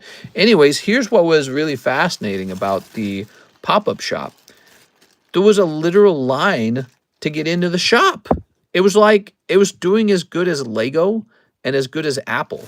Like the Apple store was crowded as hell. No line, but it was a really big store, obviously. They get a huge store in the mall compared to the pop-up shop and Lego. Now, pop-up shop and Lego, they got a normal-sized, rental unit building.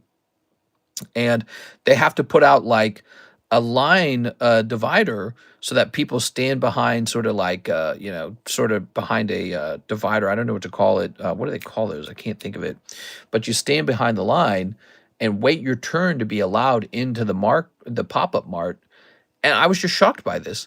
So I stared in through the window and I looked at all the stuff in there. I'm like, it's just a bunch of stupid effing dolls.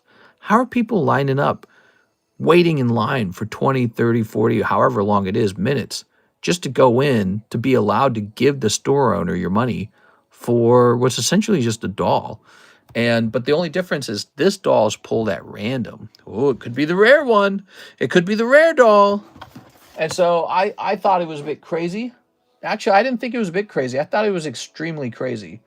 And, it just shows you the power of gambling, if anything. Edward says, 1 pack of Journey Together. All right, you got it, man. Pop Mart will fade. Pokemon will not. Labubu is not just a doll. Yeah, it's Pop Mart, not pop-up shop. Did I say pop-up shop? So it was Pop Mart. And I thought Pop Mart referred to a shop that popped up. That's what I thought. I didn't know that was the name of the company, Pop Mart. I thought it was like a pop-up shop was a general term, like a card shop. But yeah, it's literally all just imported stuff from like China. I assume it's all manufactured in China. And they just make these gambling randomly RNG pulled dolls out, and now people line up for that, and it's like, okay.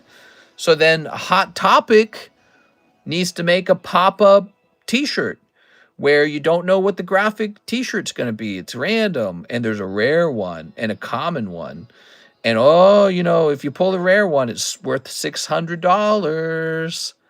And so if you're in the mall, you need to start turning all your products into gambles, because that's what people line up for. They line up for gambles. So it's really fascinating. It's just shockingly fascinating. Jack in the Box tacos are the nastiest, most delicious thing. They're clearly deep fried tacos. That's what makes them good. And I've had them before. Like if you had like that yummy slice of cheese in with them, or they have like a ranch version. Not healthy though. I don't eat them. I ate them just for a little while a long time ago when I worked for UPS, because there was a Jack in the Box nearby, and you would be famished after work. I mean, famished. You burn so many calories emptying those trucks out. You're like, I got to eat something before I leave. And so you would eat one or two things. What Mr. means, the rare one equals secret. Stop, drop, open up, shop. That's how Rough Riders roll. It's not really any different to any TCG. I'm not disagreeing. Booster packs do the same concept, RNG.